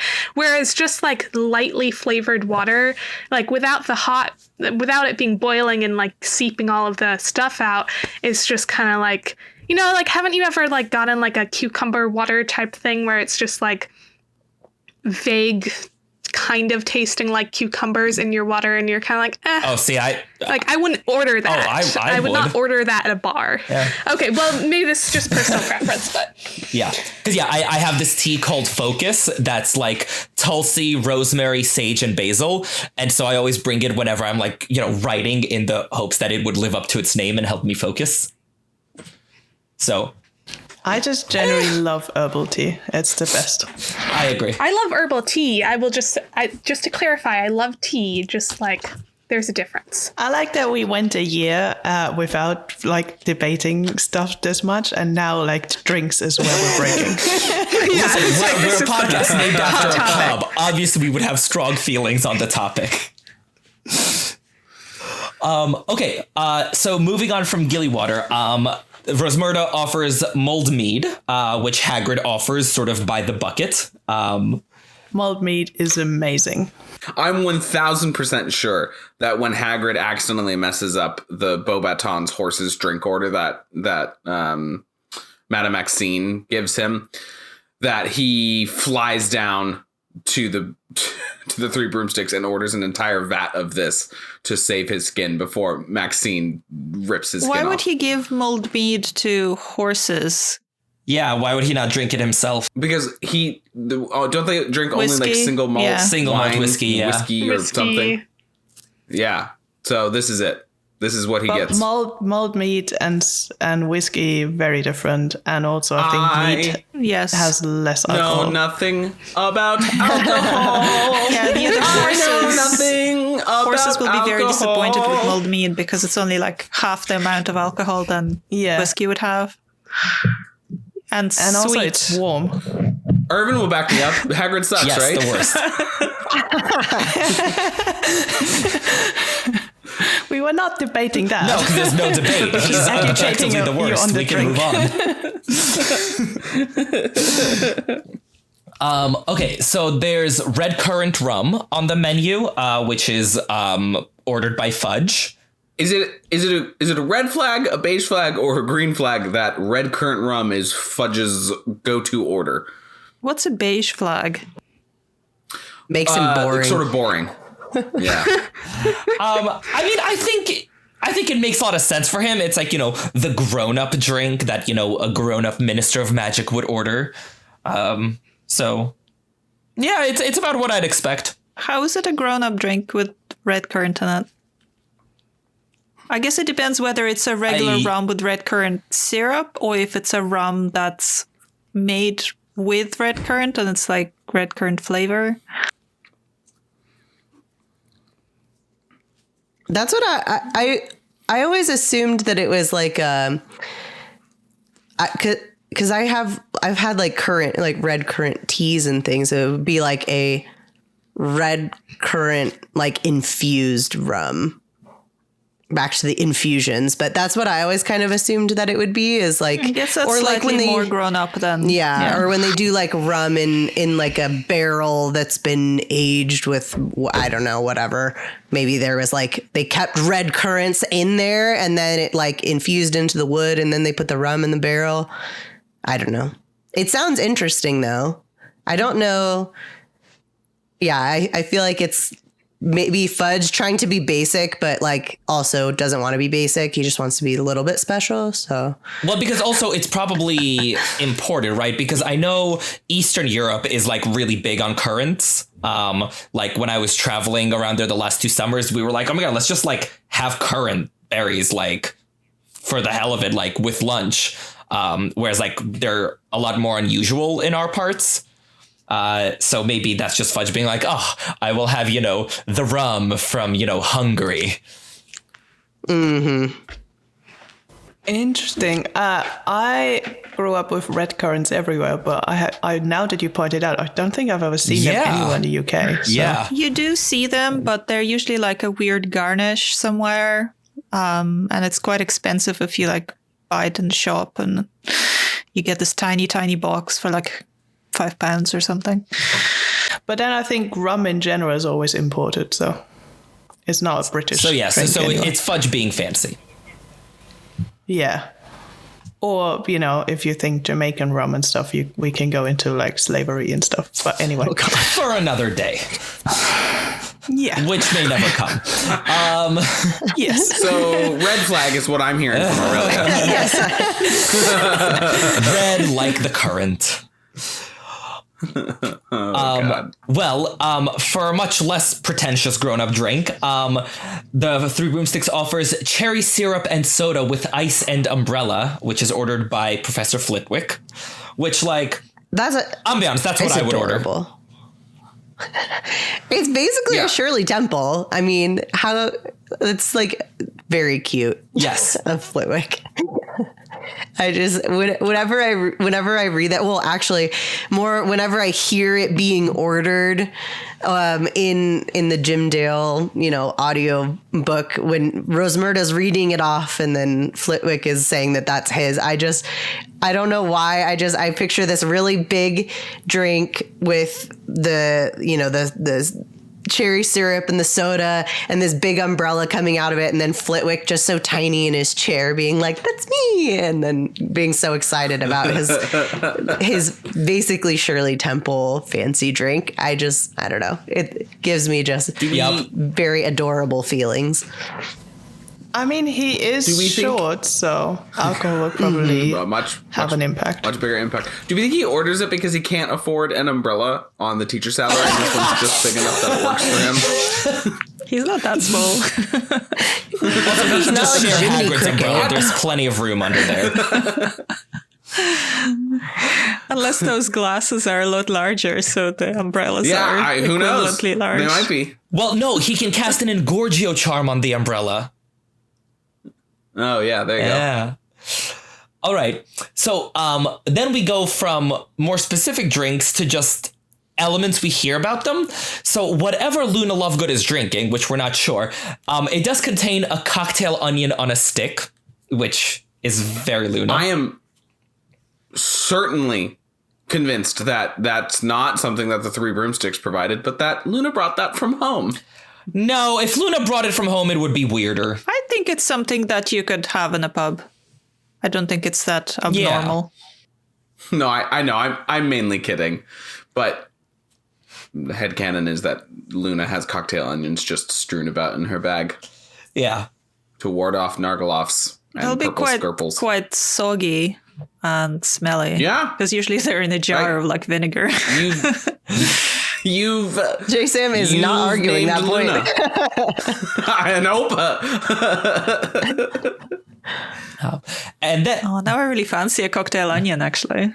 Now that we're talking about it. Now, tasty. okay, sorry. Can you describe it to those of us who don't drink cocktail onions? Is it just like a little onion, like a shallot or something, or is it like a slice of onion? Like what are we talking? It's like a grape-sized. Yeah, or like an olive size. It's like a tiny onion that's pickled. Oh. Yeah, so it just looks like little white onion that's pickled. So peeled, obviously. So they come in jars. That's what I'm saying. She wouldn't have it in her bag. Yeah, in German they're actually called silver onions. Silver skin, I think. Some of them called, yeah. Huh. I've only ever seen them like in the jar. Yeah. All right. And then the last thing we hear about is an unknown drink that Hermione is drinking. So it doesn't say what the drink is, but it is something with an umbrella and a cherry at the bottom of the glass that Hermione drinks when she's in a particularly take no prisoners kind of mood. I'm sure it's the blood of Victor Crumb that she keeps on her when she needs a boost in magical maliciousness. She doesn't need a boost. Sam, she just has it naturally. You are loved. We are here for you. Yeah, seriously. Doesn't that seem like it might be the same thing that Flitwick gets? That's what I was thinking. And that she just orders it instead of just with the cherry syrup. It has a cherry in it as well. Maybe. So I just looked up a cocktail with a cocktail cherry and an umbrella. And the first thing that came up is tequila sunrise. Mm-hmm. Well, we can assume it's non-alcoholic because Hermione is a prefect and would never break the rules. Unless she really wants to.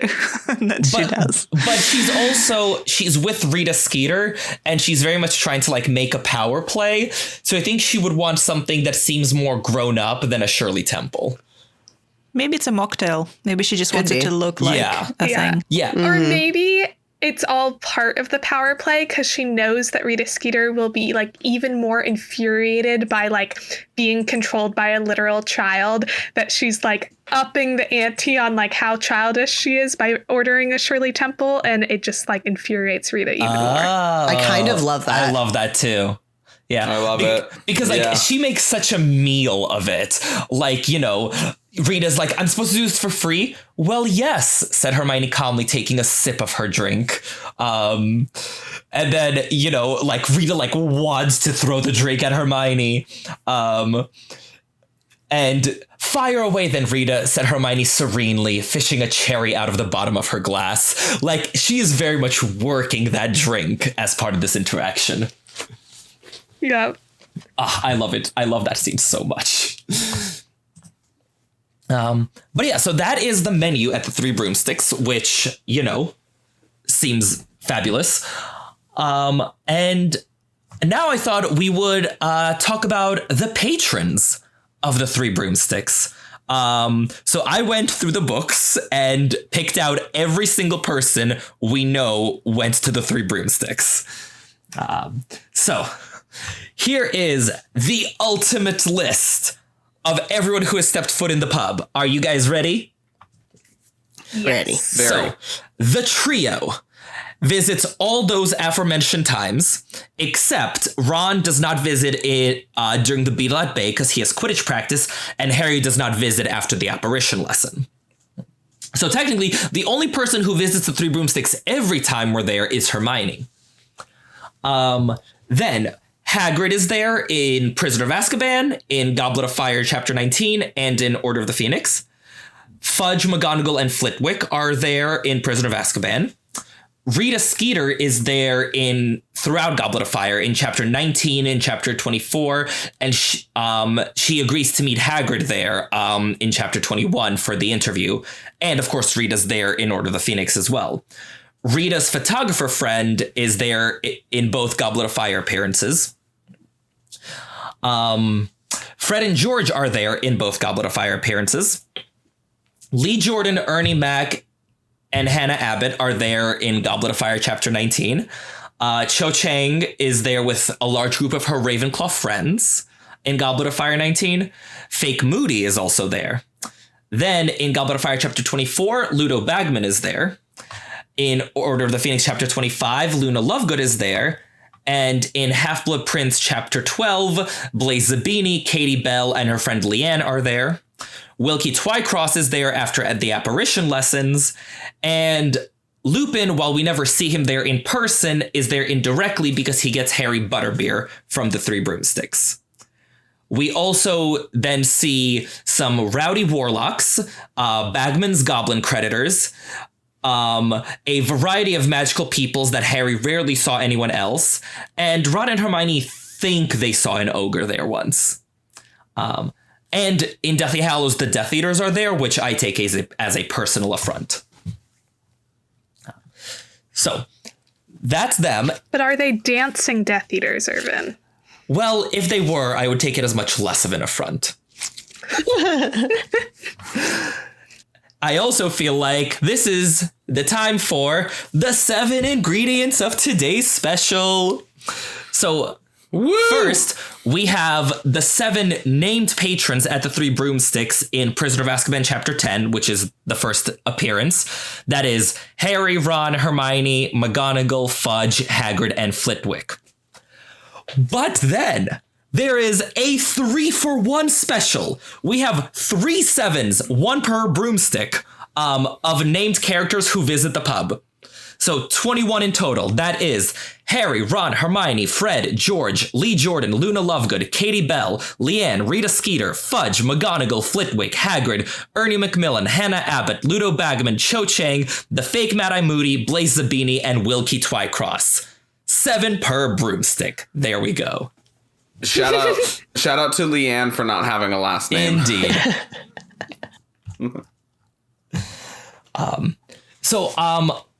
I wanted to talk about like the other people that Harry sees there, and sort of the Three Broomsticks' place in society, because Harry says that the pub is a haven for magical creatures like hags who aren't as adept at hiding themselves. So like, you know, they don't want to visit any Muggle pubs or eat pubs in Muggle surroundings, so they will all go to the Three Broomsticks. I kind of want to challenge. I mean, I'm not saying that's not true, but I think it just also applies to the rest of Hogsmeade and not just the Three Broomsticks. Because it's just because is it still the only all wizarding town? In the UK, yeah. Yeah, so I think it's just anywhere in Hogsmeade that would apply because you can be yourself and no one will worry about it. Well, sure, but again, in Hogsmeade, you have three options. The Three Broomsticks, the Hog's Head, and Madam Puddifoot's. So, assuming the hags and ogres and whatnot aren't going to go to Madam Puddifoot's, that does leave the Three Broomsticks and the Hog's Head. So, like, I don't know that the Three Broomsticks is like an exclusive haven, but I think it's definitely one of a few. Yeah. That's what I'm trying to say. It's like I just think it also applies to the whole village. Mm-hmm. The other thing that is interesting when you think about it is like 3 days a year in this quiet little pub in this like wizarding village, hundreds upon hundreds of teenagers descend upon this pub. And like, can you imagine what that must be like? Terrifying. Wouldn't that be 3 weekends a year? Because it's Hogsmeade weekend, so it's even more days. Yeah, is it weekend or is it days? They refer to that as a Hogsmeade weekend. But they only ever go for one of the days, so I feel like that's a case of it not being as specific as... Yeah. Like the term weekend, I think, is loosely used. I think they mean weekend as in like weekend with a Hogsmeade day. Is this a Britishism? When somebody says a weekend, do they mean like a couple? I don't think so. Personally, I think they could have gone 2 days if they wanted to. But if you only want to do a certain thing, maybe for most people 1 day is enough. Because we do know Percy says that some people just don't go once they kind of like experienced it a couple of times. So I would say they can probably go the whole weekend. They just choose not to. Because just having 1 day seems a bit like not enough time. Well, but that's why it's like such a thing, because like you only have the 1 day. Like, I don't know. I feel like if it was a weekend, we would hear about people like going again the next day because they make such a meal out of it. Yeah, I agree. So 3 weekends or 3 days. Like, I have to imagine it's kind of like Black Friday in Hogsmeade, where like Rosmerta just like, girds her loins, prays for patience, and is just like, let's do this. It's also like Black Friday because I'm sure they make enough money in those 3 days to like stay in business year round. Like, that's a lot of butterbeer sold. Yeah, I wonder if like the storekeepers are like advocating to the school to be like, there should be more than 3 Hogsmeade weekends because they make a lot of money, and all of the people who live in the town are like, please no, please just 3. Like 3 is enough. Right. Like there have to be like, concerned groups of citizens who are just like, don't you dare add a 4th weekend. Yeah. And also Phil just like, please don't, because everyone... Yeah. Brings back stuff. I feel like if I were an adult, like, resident of Hogsmeade, I would give the Three Broomsticks, like, a very wide berth on those 3 days. I think I would plan day trips on those 3 days. I'd be like... Right, I was like, I heard London is wonderful this time of year. Anywhere but here. I'm also wondering, Rosmerta specifically, but probably most, like, shops and the other, like even probably Madam Puddifoot, if they hire extra people, or if they should hire extra people for those days, because there's a lot of extra students according coming to in. Hogwarts Mystery, sometimes Rosmerta asks you to help out. Oh. Well then. Oh, well then that's no further questions. So, yeah. Oh, yeah, you have to like gather ingredients for butterbeer and stuff. Isn't that something you have to do? Yeah. All right. So that's the Three Broomsticks. And I feel like now we should talk about its landlady, the one, the only, the inimitable Madam Rosmerta. What a legend. Oh, the woman, the myth, the legend. So I feel like her defining feature is her good looks, honestly. Like, she's really good looking. She's described as a curvy sort of woman with a pretty face. And she also works it. Like, she knows what she's got going on. We see her in glittering, sparkly turquoise high heels when introduced to her, which, like, if you're running around, like, you know, at a pub with hundreds of teenagers, like, that can't be the most comfortable thing to wear. But, like, she's got a look. And even when she's running out of bed, she's in high-heeled fluffy slippers wearing a silk dressing gown embroidered with dragons. And Is she just really short? Is that why? oh, you think it's like a Kristen Chenoweth thing where she's just like always in 6-inch heels? Yes. Or even Weirdly, some people really like heels. Yeah. I don't understand it, but yeah. Well, I'm just the high-heeled fluffy slippers really just make me think of Barbie.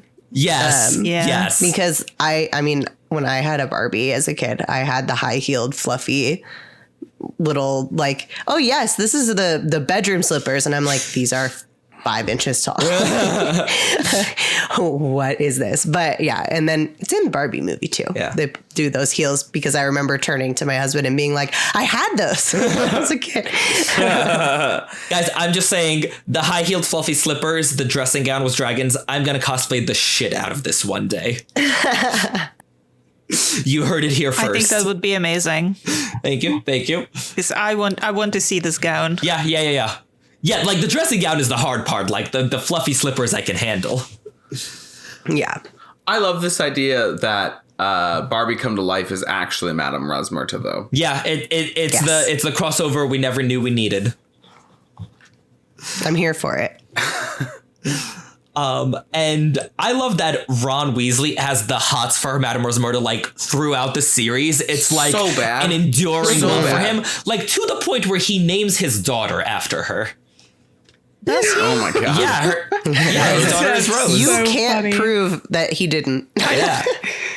What other Hermione's roses never do with a they rose. know? I've never made that connection. They don't have I to Well, don't know. think it's that's the clear that- same name. It's clear that the patriarchal structure of naming is well and prevalent in the Harry Potter world. Since Ginny gets no say whatsoever. There's no one who Ginny gets got the name to name Fred. an owl once. That was it. Once, yes. And ever since then, all the men in her life have ridiculed her for it and never given her that privilege back. So Well, yeah, and then Harry named his children, and No, wow. but I think none of with them were Ron and named Hermione, Fred. it was more egalitarian. I think they each got one. So, like, the first kid, like, Ron called dibs, and he's like, let's call her Rose because the flower is nice and curvy and has so a pretty cool. face. And then Hermione was like, fine, but the next one, it's going to be a literary name. It's going to be Hugo, like Victor Hugo. like Victor Crumb Hugo. Exactly. and their They each named a kid after the true love in their lives. That's so funny. Oh my gosh. That is my new headcanon. That Yes. That Ron got Rosmerta his first love and Hermione got Victor Crumb her first love somehow. Yeah, I think it's really sweet. One could argue that Victor is also Ron's first love. That's also Yes. true. Yeah. So maybe Ron Something named that both. There's too many Yeah. fanfics out there. Although I guess True. he knew Very true. Rosmerta first. That's true. so- This is actually going to be discussed on our very next episode. So, listeners, if you want to hear more about Hermione's true loves, stay tuned. So, talk of names. The etymology for Madam Rosmerta's name, per the Harry Potter lexicon, it's for a Celtic goddess of fertility and wealth. And Joe Rowling chose the name because it means a good purveyor in Latin, I think. Nice. Yeah. So that's Madam Rosmerta. So we don't know her age, but we know she was around at least during the Marauder days because she remembers the Marauders as students. So, like, she's going to be at least, like, in her 50s when Harry's there, give or take. Unless she went to school with them. No. her She and was Sirius working at hooked the up. Three Broomsticks. Well, her and Sirius still might have been able to hook up. And that's why she's like, I can't believe he went to the dark side. I know him very intimately. in the biblical sense. I have known him. But she could have been just a couple years older than them. Like she wasn't necessarily like the main, like in charge of the pub at that point. She could have been like right out of Hogwarts, like helping out. Like, I mean, working there, but like being that's like, true. Not owning it. That's true. Yeah. I guess if like, I mean, we know that the 3 career options is like government, running a shop, and teacher. Yeah. So Yeah. It also could have been kind of a family business, so she could have been helping out at the Three Broomsticks throughout her schooling. yeah. That's potentially. true. So she could she's be in from- her 40s if she was very can you young. imagine? Everyone's like, "Yay, Hogsmeade weekend! We'll go and have fun." And Rosmerta's like, "Well, I have to go home and work Yeah. because all of you want drinks." Oh, that would suck. Yeah.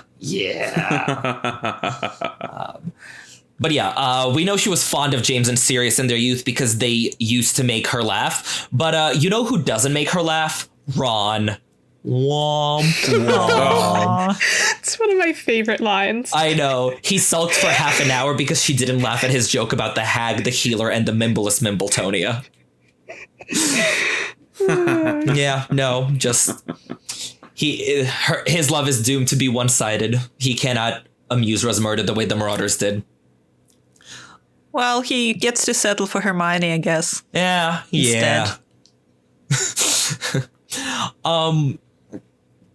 So something I actually found curious is like she barely interacts with Harry like at all ever. Like he orders drinks from her in Goblet of Fire 24, even though we don't hear any dialogue. And the first words we ever hear him say to her is like when Dumbledore's injured at the end of Half-Blood Prince, where he's like, "He's hurt, Madam Rosmerta, can he come into the Three Broomsticks while I go up to the school and get help for him?" And literally the only exchange they ever have. Also, Harry then keeps talking, not listening to her, and he should listen to her. Like, Dumbledore listens to her, he knows better. Yeah, for real. It's quite interesting considering, and I know we have a section further down in the doc about how much of a gossip she is, that she seemingly is not very interested in Harry. I mean, I think she's more like a professional, like as someone who has hundreds of teenagers descend upon her pub thrice a year, like a solid like 40% of whom are in love with her. I think she's just like, all right, you know what, with teenagers, like let them come to you. Like she doesn't need any unpleasantness. She doesn't need any drama when it comes to the students. You know, I wonder, go on. You know, because she's such a gossip, I wonder if Dumbledore uses that knowledge to make sure that the information he wants spread around gets spread around. And that's one of the reasons why he's so amiable with her. Because I wonder if it's sort of like telephone, telegram, tele-Rosie. Probably. Yeah, sure. It's interesting because she's really one of like the most prominent characters, like maybe the most prominent character I can think of, who has like no relationship with Harry, like sort of at all. Because like, you know, like when you're thinking Harry Potter characters, you're like, oh yeah, like Madam Rosmerta, like she's, you know, a character, like everyone knows her. And yeah, and just like she and Harry are just like ships passing in the night.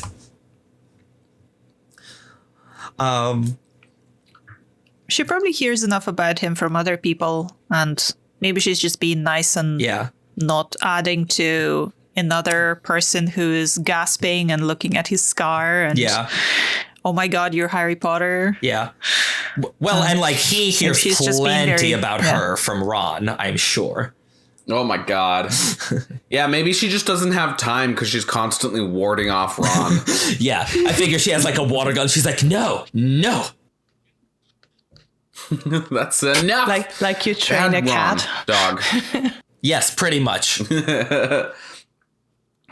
But the interesting thing about Rosmerta is that, like, she seems to be really, like, liked and respected by everyone. Like, sort of, you know, we mentioned Dumbledore, but, like, sort of from the Minister of Magic on down, like, sort of no one is rude to her or dismissive of her or dislikes her. Like, she really, like, is very, very popular. I mean, you don't want to be rude to a person who is pouring your drinks. That is very true. Or is the person who owns the establishment where you like to hang out. That's like I think especially in like more rural settings, your teacher, doctor, pub owner, postman, they would be like the main people that you don't want to piss off because, there would be consequences for your community living that you don't want. So I'd say there are many good reasons to stay on her good side. Mm-hmm. Yeah. I need the young Rosmerta sort of Cheers-esque sitcom. That's the Three Broomsticks. Mm-hmm. That would be really fun. That'd be great. Right? Yeah. Because it seems like she is the type of person that, like, where everybody knows your name. Because, like, everyone goes to Hogwarts. A lot of people go to Hogsmeade. She's the purveyor of the main pub. Like, it seems like a really good opportunity. Like, I think that's one of the reasons why Fudge isn't rude to her, right? Like, Fudge is kind of high and mighty to a lot of people, but you mix in the fact that she's the purveyor of this very popular pub, so therefore she probably can get some vote sways at times. Mm-hmm. And she's, like, really good looking, which feels like Fudge would be a weak spot for him, right? So you could be as poor and as you want and Muggle-born, but if you're really attractive, I feel like Fudge is the type of politician and power holder that is still interested in what you have to say. Yeah. Well, and the interesting thing is, like, she's not afraid to speak her mind. Like, she admonishes, like, again, the Minister of Magic himself about Dementors being bad for business, which, like, that's bold to, like, tell literally, like, the leader of your country, being like, yeah, your policy, it is chasing away my customers. Like, is this like a small town thing where, like, the heads of your government are just, like, normal folks who, like, talk to barmaids in the pub, like, with no fuss? I think this is partially a British thing of you're just nice and polite, and then specifically Rosmerta talking to Fudge about his politics is just because Fudge isn't that scary of a person. Well, because touche. no one actually takes him that seriously. So I think it's more sort of that she's like, what will he do? I can just tell him what I think. You think she would be saying the same thing to Rufus Scrimgeour? Yeah, see, I can't see that, so... I think she would. I think Rosmerta's got guts, and she's like, yeah, come at me, bro. I don't think Rufus Scrimgeour would be caught dead in the Three Broomsticks. He seems too mangy. Yeah. Was he the grubby-looking wizard she threw out? 100%. Yes. We solved it. And also, Scrimgeour would probably, appease Hermione with not spending his free time in pubs. Yes, that's true. He would actually work.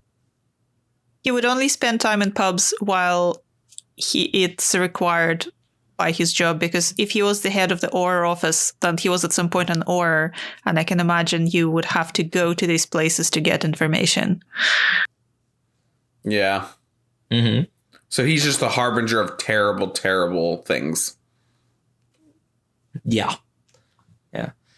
Also, talk of terrible things. So Rosmerta is imperioused by Draco Malfoy for an entire year, which, yikes. Like, oof. Like, I don't know if we want to talk about that or if that's, bringing the mood down a bit. I mean, it's certainly not great. I think we've already talked about it quite a lot. So. Yeah. Yeah, it sucks. That's terrible. But it's nice. It seems that it doesn't do much to stop the goings about of the Three Broomsticks.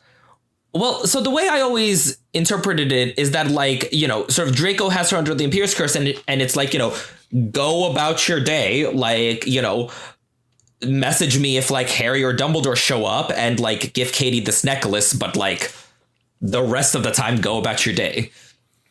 Yeah, it feels much more like a sleeper agent than it does anything else. Like, where Draco isn't sitting in class trying to tell Rosmerta to make sure that she uses the loo. Yeah, like, exactly. It just is sort of like she wakes up into the imperiousness when the trigger warnings occur. Mm-hmm. Yeah. I can just imagine, though, that after Ron hears that she was under the Imperious Curse, he's going to be like, that's why she didn't laugh at my joke about the hag, the healer, and the Mimbless Mimbletonia. Finally, the explanation that he can get on board with. Mystery solved. I'm so glad you said that, Sophia. I thought you were going to go way darker for a second. No. So That is good. No, that's Yeah. your job, Sam. That's for you today. Oh, that's hilarious. I love that so much. Oh man, that's hilarious. Yeah, I hope Ron goes back to the pub immediately and retells the joke and then gets the same exact laugh. Yeah, and then he comes back. He's like, Hermione, she might still be under the Imperious. We should check that out.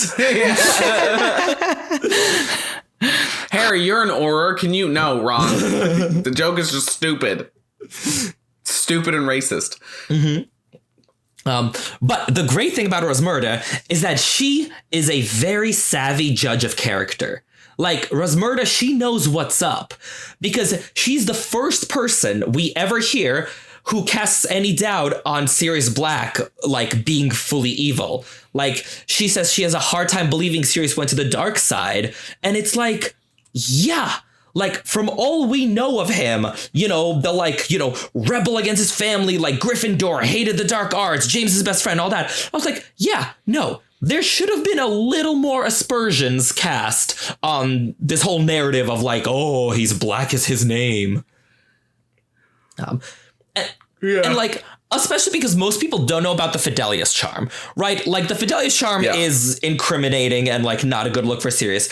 Everyone else is just like, oh, he's a servant of Voldemort and he like blasted 12 muggles to bits that one time, which like seems a much more circumstantial bit of evidence than the whole Secret Keeper thing. So, well, yes, but no. I can see both sides because look at his whole family. Like so many people could just, if they had never actually met him, would probably be on the side of, well, look at his whole family. He must be just like them. But because Rosmerta actually met Sirius and was like, oh, he's not like the rest of them at all. That's how she can kind of come to a different conclusion than everybody else. Because I feel like so much in the wizarding world is like, oh, well, you're from this family and this family's always been this way. So you must also be this way as well. So I feel like that's more like, yeah, it's, you know, circumstantial. Oh yeah, he's a servant of Voldemort. There's no proof of that. But like if his entire family has been from forever, then it's probably a good bet that he did too. And when you think about all the people that were like, kind of came out of the woodworks, right? Like, oh my gosh, Not was a bad guy. Dolohov was a bad guy. Oh my God, it might be Ludo Bagman. Oh my gosh, Barty Crouch Jr., that's crazy. And like, they had no trials and there was all this fear mongering. So I think the wizarding public was really ready to believe that anybody could be evil at any given notice. And then when you factor in like, okay, the Black family's kind of like super prejudiced. And also Sirius was a big bully in high school, it's not too far-fetched to make that connection versus the people who actually know him, right? Oh my God, he was best friends with James. He's an awesome, kind dude. I can't believe he would have ever done this. So I think the public persona of that Sirius carried was just like through reputation, as Sierra is saying, versus it's great that Madam Rosmerta can see that and be like, man, I can't believe he did that. That's crazy. Yeah. But yeah, like Rosmerta, she knows not to just believe everything she hears. And also, good job. The next book, Rosmerta is the first person who's suspicious of Moody. She looks askance at Moody drinking from his flask. And she was right to do so. When he was drinking from that flask, he was drinking Polyjuice Potion all along. Rosmerta knows what's up. I disagree. I also disagree. Do y'all not think that Moody was up to no good? No. That's not the argument. That's why Rosmerta is upset. Yes, but she is right to be upset at him and to not be a fan of what is going on here. But for the wrong I mean, reason. Yeah, I think but I she's don't just think it's because not- it's moody. But she's upset because she's not Yeah, making exactly. it. Yeah, I he's, think that he's it's drinking just- something yeah. he brought in He's from the bringing outside, outside and food not and drink. bought. And if we followed Rosmerta's hunches, we would all be a lot better off. Well, I think that's the But we beauty don't know of if it's like a hunch. I It's not necessarily a hunch. don't. It should just. It could just be she that- would feel that way about anybody who was bringing food or drink from the outside and just occupying space in Three Broomsticks. You know, Agreed. like those signs they put up in like coffee shops and bars, like only food and drink purchased here can be consumed Yes. here. I think she's just very keen to have only paying customers on premises. I think that grubby wizard was probably thrown out exactly for this, but she's like, oh, this is Moody. He's a friend of Dumbledore. I can't do it. And she's probably Ooh, scared I of like him that. too. He's a super strong yeah, she's probably aura. scared of him. Yeah, that's true. No, Sam Moody. So she I, just glares at him. Yeah. I wonder too. So that to your point, Irvin, I think that we've learned in book 3 and 4 and 5, like Madam Rosmerta sets up a wonderful, comfortable place to be, and that's why in book 6, like, it's such a cool little surprise that, oh my God, she's actually been playing the part of a villain. Forced to, but she has been playing the part of a villain. That's a really interesting part. But if you take this walk with me for a second, if the grubby looking wizard that she throws out is Rufus Scrimgeour, who has a limp, maybe it's just that Rosmerta is prejudiced against people with limps. And so she hates Moody because he's got a wooden leg.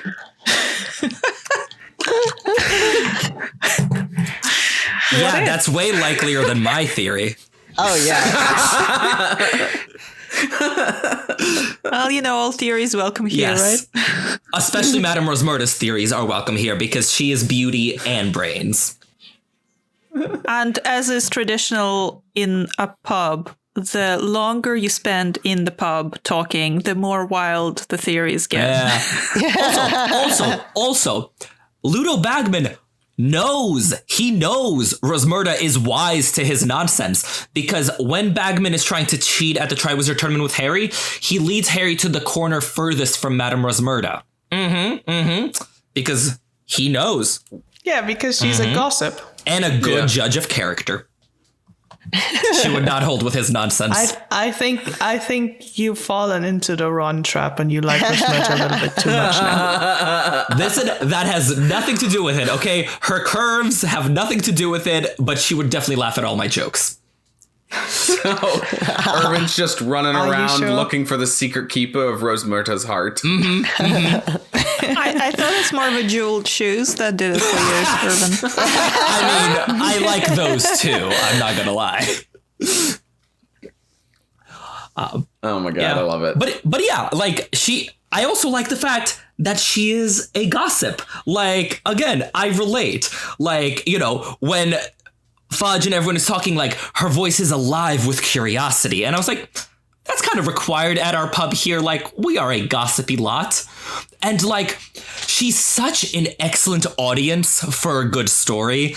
Like, you know, when Fudge is telling everyone about Sirius, like, she whispers, she gasps, she's breathless with interest. Like, that's the kind of audience you want when telling a story. Which I suppose, like, as a bartender, like, yes, she would have to be a good audience. I'm not sure I would describe her as a gossip, though, because we don't see her spreading gossip. We just see her open to receiving gossip, as many of us might be. I would say that Cornelius Fudge is more the gossip. Like, he's saying the information that, like, is supposed to be secret, and he's just deciding to, like, share it with her. So I'd say he's the gossip. She's a good listener to a story. We don't know whether she shares gossip or not. I think she could be just a more clever gossip, because she would know when to share it and when to shut up. Well, Fudge maybe not. Yeah. But also, like, she's very much into the gossip. Like, she is messy and she's here for the drama, because in Goblet of Fire, when Harry and Rita are having their little détente, she is staring, oblivious to the fact that the flagon she was filling with mead was overflowing.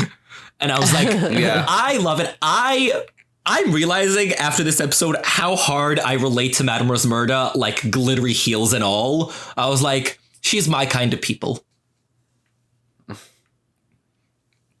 So once you're done with taxes and you move to Hogsmeade, you're just going to work in Three Broomsticks, right? Dude, I think I would be so good at it. Like, I think you enjoy it. right? Like, I'm here for all the drama, all the gossip. I get to, you know, parade around in glittery heels. I feel like, yeah, I'm down. Yeah, I'd be very interested to see what your cosplay of the day is. It's like how Bob has his burger of the day in Bob's Burgers, but it's just the cosplay of the day for Irvin. Yes. I mean, I do have about 200 cosplays. I was like, you know, I could sort of go half a year without repeats. Well, especially if you don't work weekends. Yes, because, you know, whatever Hermione says, I would not work weekends. Are you never at the office? Get out of here with that. No, I'm not. You know, oh God, This is my Hermione Irvin sounds, literally is never at the office. Hermione sounds like my boss. We are currently having a difference of opinion on when an appropriate time to arrive is. Because they seem to think that for my 9 to 6 job, I should show up by 9:30, and I vehemently disagree. How dare they? I know! Evan, you know me though. Like, I'm like so German, and punctuality is like such a thing that's been ingrained in me. So I'd be like, how, like, if they want you there by 9, you should really be there by 9. If they want me there by 9, I show up by 10, and I think it's a mitzvah. My job literally, it happens no matter what, I'm there or not. So teaching, can't afford to be late. Dude, it's taxes. Taxes do not have to be done at 9 a.m. Taxes can wait. No. I'm with you, Irvin. I'm 100% with you. You should be able to go in whenever you want, as long as there's not a meeting. Good. Glad we are agreed. That's the point of the podcast, people. Thanks for coming to the Tax Broomsticks. What do you think? I'm going to just forward this episode to my boss and being like, you know what? I have people on my side. He's like, except for this one German woman who lives in the UK. And he's going to be like, you recorded this on a Saturday? Why weren't you working? Yeah, exactly. I mean, honestly, considering how often we record during the week when I am working, I feel like, you know, this is, yeah, a good sign. All right, everyone. I have to head out. I've been dealing with some health issues recently, which is why I often leave episodes a bit early. So I'm just going over to St. Mungo's. So great chatting with everyone today. So nice that we're all on a episode together. Mm-hmm. Yeah, no, it was good having the whole team on. Bye, Sophia. Bye, Sophia. Bye, Sophia. Bye. Okay, so we've talked about the Three Broomsticks in the books, but it's been imagined several times already in films, in illustrated editions of books, in games, Hogwarts Mystery, Hogwarts Legacy. I'm sure there are other games, but those are the two that I play. So does anyone have a favorite? And do you feel any one kind of representation measures up to what you had in your head when you were reading the books? I really love the appearance in Hogwarts Legacy. I think that was one of the more fun things about getting to wander around Hogsmeade is just being able to walk into the Three Broomsticks and how it kind of is almost like a little bit of a base for some of the content. And, you know, getting to talk to Sir Ryan and meeting people at the Three Broomsticks and whatnot. I feel like the vibes are right. I also wish that you could just sit and just watch, you know, people come and go and be a little bit more immersive in it. But I'm sure that's probably difficult to do. But I basically, my dream always is that Hogwarts Legacy would have been like Skyrim, but Harry Potter, where you can like do anything at any time, and then but also Harry Potter. So I wish you could buy drinks in it, actually, now that I think of it. Yeah. Same. So like you could buy your butterbeer and it might do some kind of a minor effect even on you, which would be fun. So you would use it like you would use a potion, but it's a butterbeer. That could be fun. I did quite like the way that sometimes you would walk in and Sirona would have a comment as she's cleaning about something that you've did on like a side quest. Yeah. And she's like, no, I shouldn't have done that. Shouldn't have gone to that guy's basement and killed his plants or whatever. Stole his plants. I can't remember.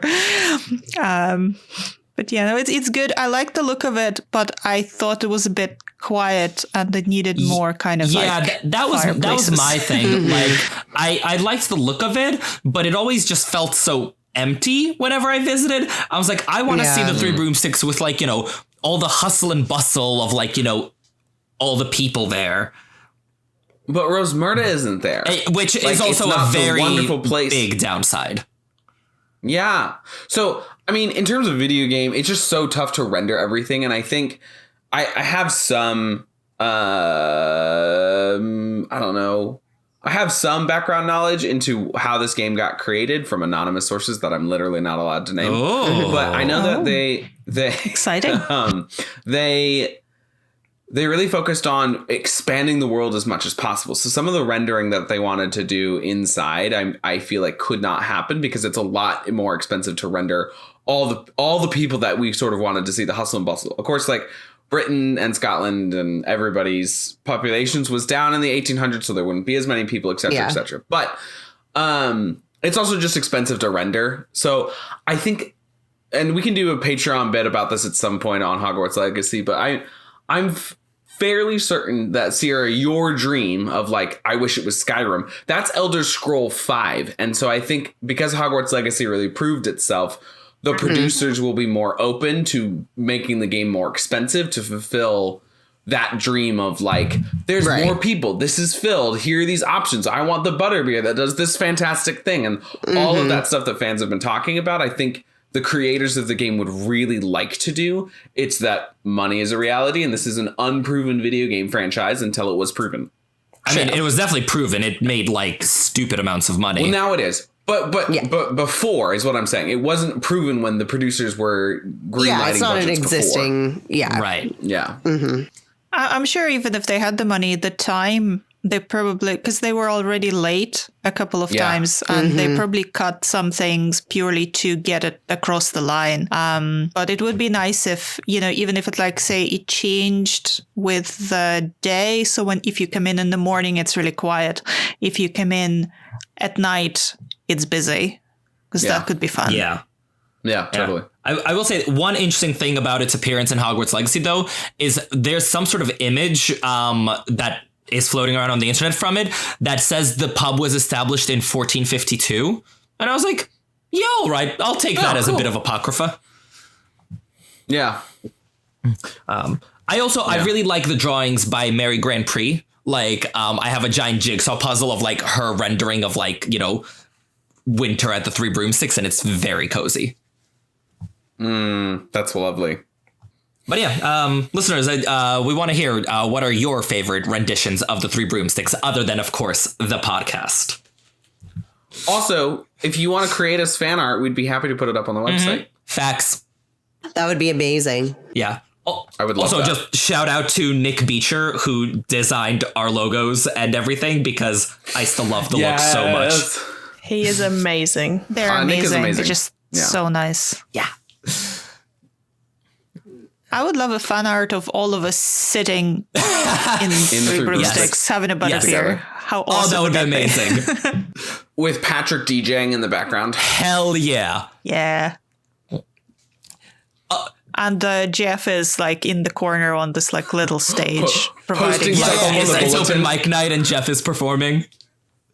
Oh, I love totally. that. That would be so fun. Oh my gosh. Someone make it for us. Yes. That's fine. I won't demand it Pretty too heavily. please. If only I could artistically render a realistic looking human. That would be great. I mean, how good are you with Photoshop? Cartoon human, it would be fine. Cartoon with human Photoshop, I can do that. I mean, because once I cosplay Madam Rosmerta, I'll send you a photo and make it happen. Perfect. There we go.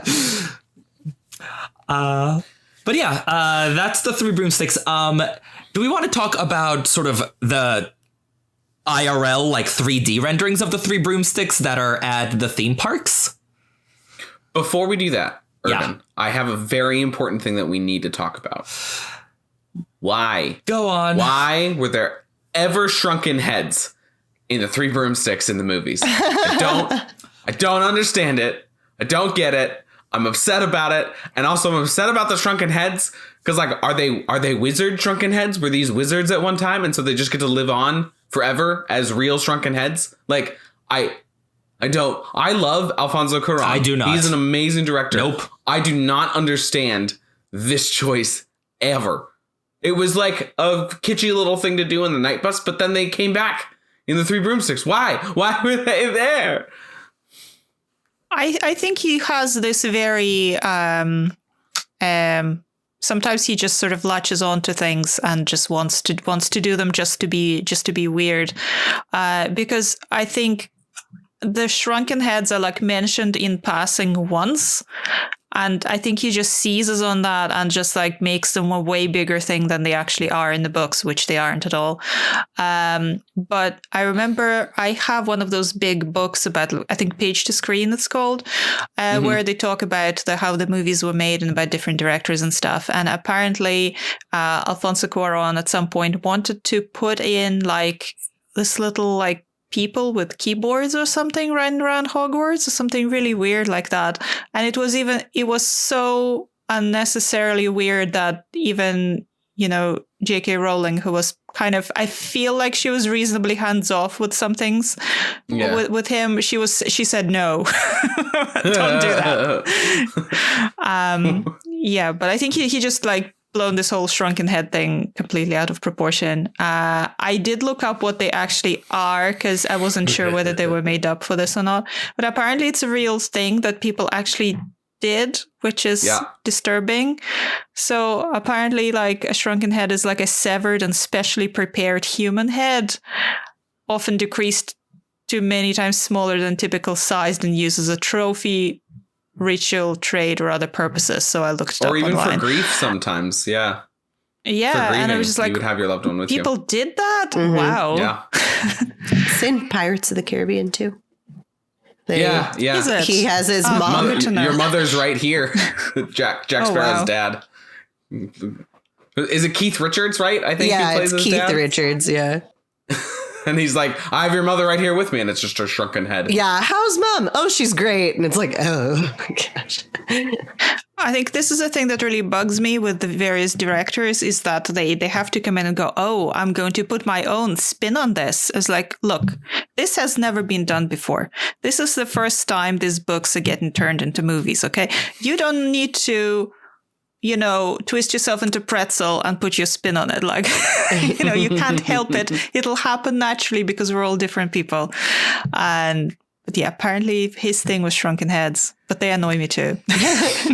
I just don't understand. Are they enchanted to have personalities like the paintings, or are they just immortal beings of wizardiness? Very good questions. I think Alfonso is the only one who could potentially have an insight into that question. Even Rowling's I have no idea. Exactly. We will have to invite him to the episode. No. Alfonso Cuarón is not welcome at this pub. For that matter, neither is Mike Newell nor David Yates. Irvin, it would be a fantastic podcast for you to ask all the pointed, stabby little questions that you have towards all of the different directors. I have no stabby little questions. Podcast. I have one, which is what's the actual That's great. I want to hear them answer that, and then I want to hear you dig into how you disagree with them. That would be for amazing audio media. Those directors should be and are absolutely welcome to the table for one day. If you think the Hagrid podcast was messy, just you wait, sir. Just you wait. I famously did not weigh in on that debate because I thought it was lovely. Ugh, utter nonsense. I imagine Irvin, you can have your own kind of like a spin-off podcast, or at least a Patreon content idea of Irvin asks what the from, and then insert the person. Yes. I would listen to that. I think I'll enjoy that. I'm just saying, this year is going to mark 20 blissful years since I have watched Prisoner of Azkaban. So I just watched it last night. I want Literally, nothing I just to do with watched that film. Irvin, Yeah. you talking to the directors would be a lot like when Michael Scott tries to fire or doing the exit interview with Toby in The Office, where he's like, I have First of several all, questions for you. How dare you? How dare you? Yeah. What gives you the right? Yep. Facts. That would be you. Okay, we can move on from the movies. I'm sorry. Thank you. All right. So in a much more positive thing, the theme parks, which are good and faithful and were adapted with care. We obviously have the Three Broomsticks. It's in Hogsmeade in Florida, the Wizarding World. And like, I don't know about you guys, but like, I love it. Like, it's so cozy. Like, it's, you know, it's not quite exactly like a pub, just because it's like wide open and, you know, it's Florida weather instead of Scottish winter. But like, if you're there with like a big group of friends, like, it's so nice. I've been to the one in Florida and I've been to the one in California, and I prefer California slightly just because it's never hot and sticky, versus it's just so weird to be in the Three Broomsticks and come outside to see all the snow-capped Hogsmeade stuff, and then it'd be like 100 degrees with all the humidity ever, versus California, it's pretty much just 70 and stays that way forever and is fairly dry. So but I love both of those, and the function of the Three Broomsticks, I think, works better for Florida because you want to get out of the rain and you want to get out of the heat. Good Lord, yes. And so it becomes this amazing spot, even with the crowd inside. Versus in California, it can sometimes be worse inside than just out of it. And so sometimes I have had to skip it just because of how bustly it is in there. Yeah, there's that. Like when I was there last January, it wasn't super crowded. I think I like got a table after like 5 minutes. Also, when I was there last January, I was emailing with my publisher about like contracts, and I was like, I am discussing contracts about Harry Potter books in the Three Broomsticks. I am so immersed. Yeah. I mean, so at the pub in Florida, like I personally think the drinks are amazing. Like they're so good. The food at the Three Broomsticks hasn't killed anyone yet. I actually like it. What kind of food do they serve? They have a whole terrible. They have a whole range. Did you say terrible? Yeah. I don't actually mind it. It's like I mean, it's mass-produced food, so like there's a limit. But it's like they try to go for like typical, you know, British fare. So they have like a shepherd's pie, and they have like a fish and chips, and they have bangers and mash, which honestly, the bangers and mash is what I get every time because I think it's the best of the options. And like I've been to both parks multiple times, specifically the one in California. When we were living there for a little bit, we actually got a season pass to the park. And so we went all the time. And we would like specifically be like, okay, and then we're going to do this, and this, and then lunch at the Three Broomsticks. And then like we would always time it out specifically to eat there because it really is kind of the best place to eat in the whole park. Yeah. And Sarah, that is saying nothing. Like the dining options at Universal are appalling. It's theme park food. It's not. I mean, I'm not saying sorry. it's great. I was at Disney World the same week. Okay, theme park food can be edible. Like, I think I had like the mushroom pie platter, which like I couldn't even finish.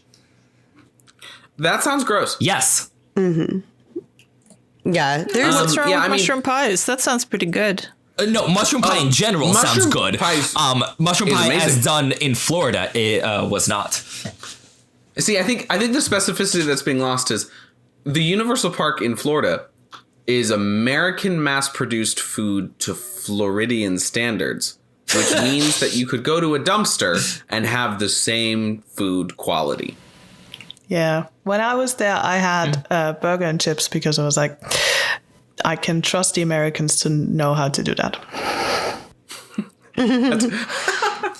Yeah, I mean, the difference between like bangers and mash in England and bangers and mash in the United States, in Florida, at Universal, is like having the actual sun warm you versus being thrown into the void of space.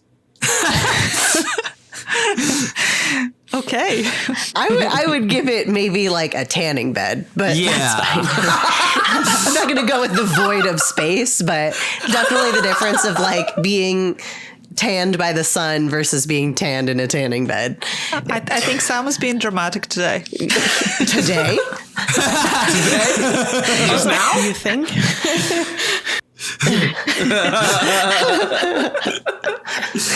Which is good. Like, you know, where but the pub can you go and be dramatic with your friends? Yeah. This I is do true. have to say, on the topic of food and drinks, I found all of the drinks like way too sweet. That would make sense fair. because you are from not the United States. Yeah. We put sugar by the tons in 1 cup of coffee. Yes. That's what makes it taste good. You could just choose not to drink coffee if you don't like coffee. Oh, no, I do very much like coffee. I just like it to taste good. Then you don't like coffee. That makes a taste of sugar. Yeah. And milk and pumpkin spice and, you know, all things good. Oh, now I understand why Starbucks is so I prefer successful. my coffee. Yeah, me personally. I like black coffee Yeah, just same. by itself. Like myself. Oh, no, would never. For me, it depends on the I like roast, my coffee but- hot cocoa, so it's fine. I prefer tea anyways. Yes, me too. Like, you know, a nice big cup of tea with 3 spoons of sugar. That's what's up.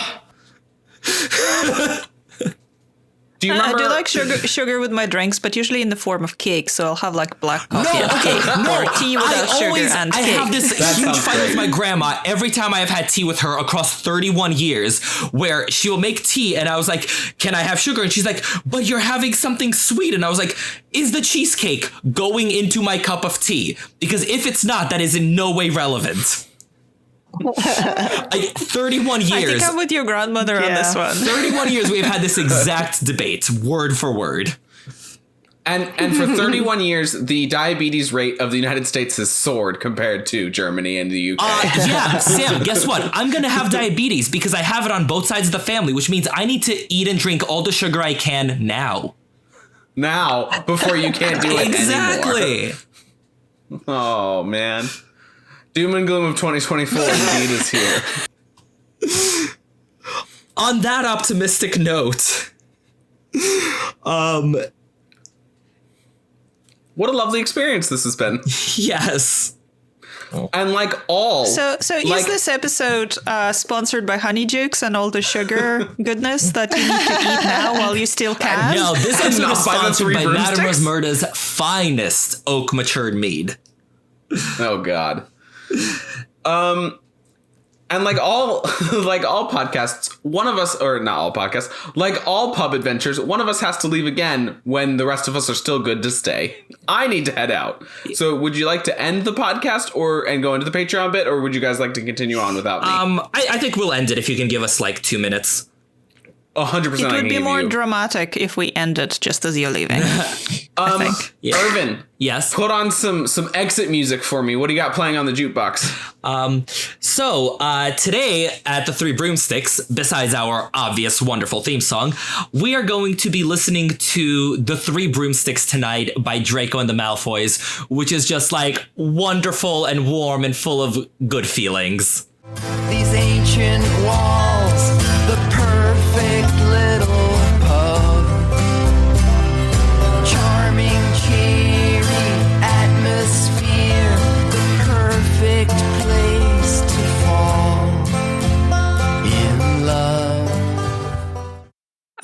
also listening to Non-Alcoholic by the Butterbeer Experience, which isn't strictly speaking about the Three Broomsticks, the pub, but it is about the experience of butterbeer, which is great. You're not getting enough of Harry Potter stuff. That's the Butterbeer Experience. That's the Butterbeer Experience. Thanks again to Shruka for buying us this round of drinks. Woo! Thank you, Shruka. Thanks. And if you'd like to buy us the next round, head over to patreon.com/3broomsticks with the numeral 3 to sign up. You can also help by rating and reviewing us. And if you like our show, don't forget to tell your friends. Word of mouth helps us hugely, and we always love to see these on social media. And if you're looking for us on social media, you can find us on Twitter, TikTok, Instagram, or Facebook. And our assorted handles and our email address can be found in the episode description or on our website, because it has a lot of threes and broomsticks. And our website is threebroomstickspod.com with 3 spelled out. So please go there to comment and look at all our great resources that we put there. Things like links to the essays that we've mentioned, pictures of delicious flaming drinks. And you can also submit a topic for discussion that we might use in the future. And yeah, the most important thing is let us know your thoughts. Yeah, listeners, we're asking a lot of questions of you this episode, so do chime in. And the next time that we meet at the Three Broomsticks, we will be discussing Hermione Granger's ships. Yup. And we don't mean boats. That Paper ships, yachts, in the first year. No, we're talking. I just thought I'd mention it for the literal people. They're like, among us, like me. wow. So like they really can talk about anything for 3 hours. Even I mean, I would trust her to fill 2 hours. All the speculation about how Hermione Granger uses her political power to get ships. No, not any of that. It will be the classic relationshipping of Hermione Granger. Who is she best with? Who should she have ended up with? Who, in the best possible scenario, is the worst possible scenario?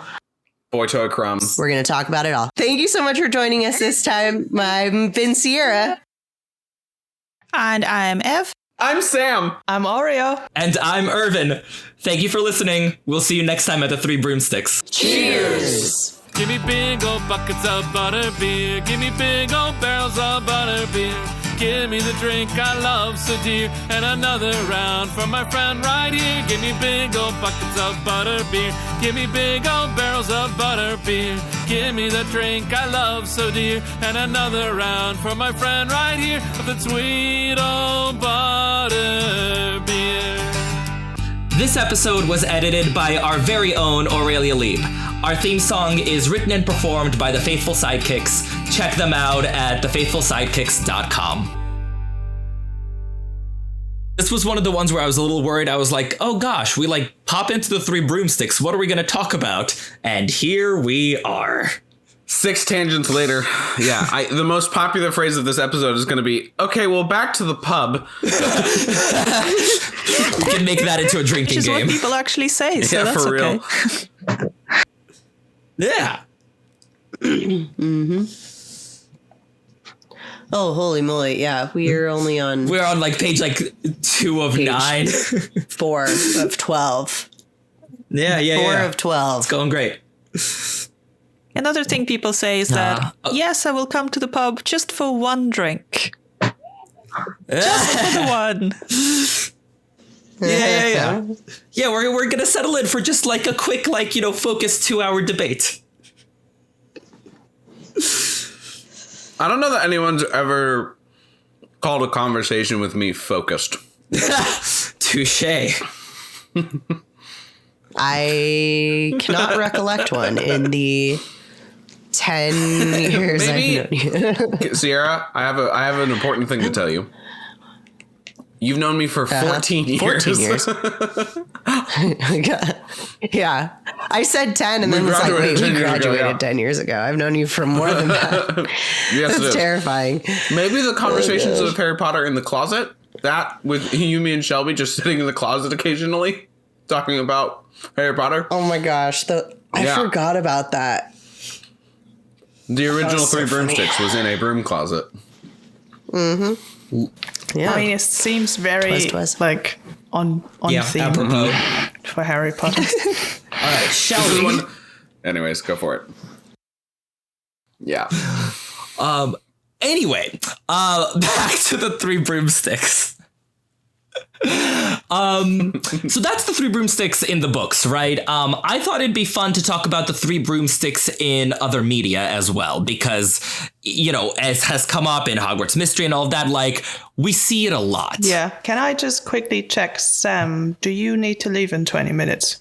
I got 20 minutes left before I need to start driving. All right, so I think I might head out though because I'm flagging. Okay. Have we decided how we're doing my little exit?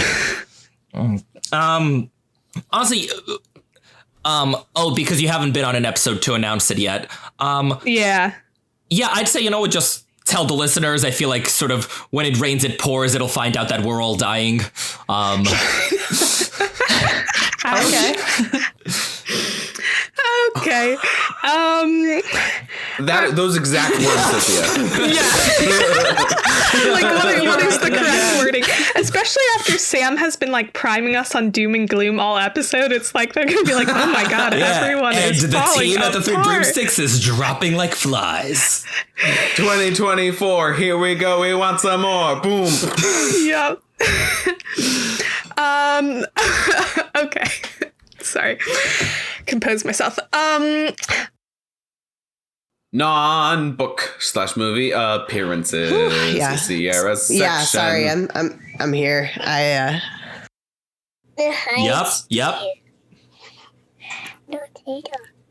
I don't do Oh, sorry. She's grabbing She's grabbing my microphone. Hold on. Let go, sweetie. I literally have to say one sentence. We're so close. We're so close, honey. I have to say one sentence. Oh no. Oh, no.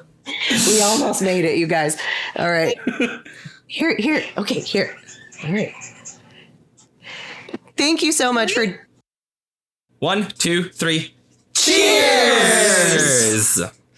It says cheers. That has to go at the end of the episode. Yes, it does. I was already laughing because of what was going on with your child, Sierra. But then I totally spaced on the fact that Sophia wasn't even here. I'm Ev. Oh, fuck, that's me. I'm Sam. You're just next to me like, I'm Sophia. Wait, am I? Oh my god. Okay, I have to run, so I'm sorry. Oh boy. Okay, we did it. Wow, what an episode. What an episode.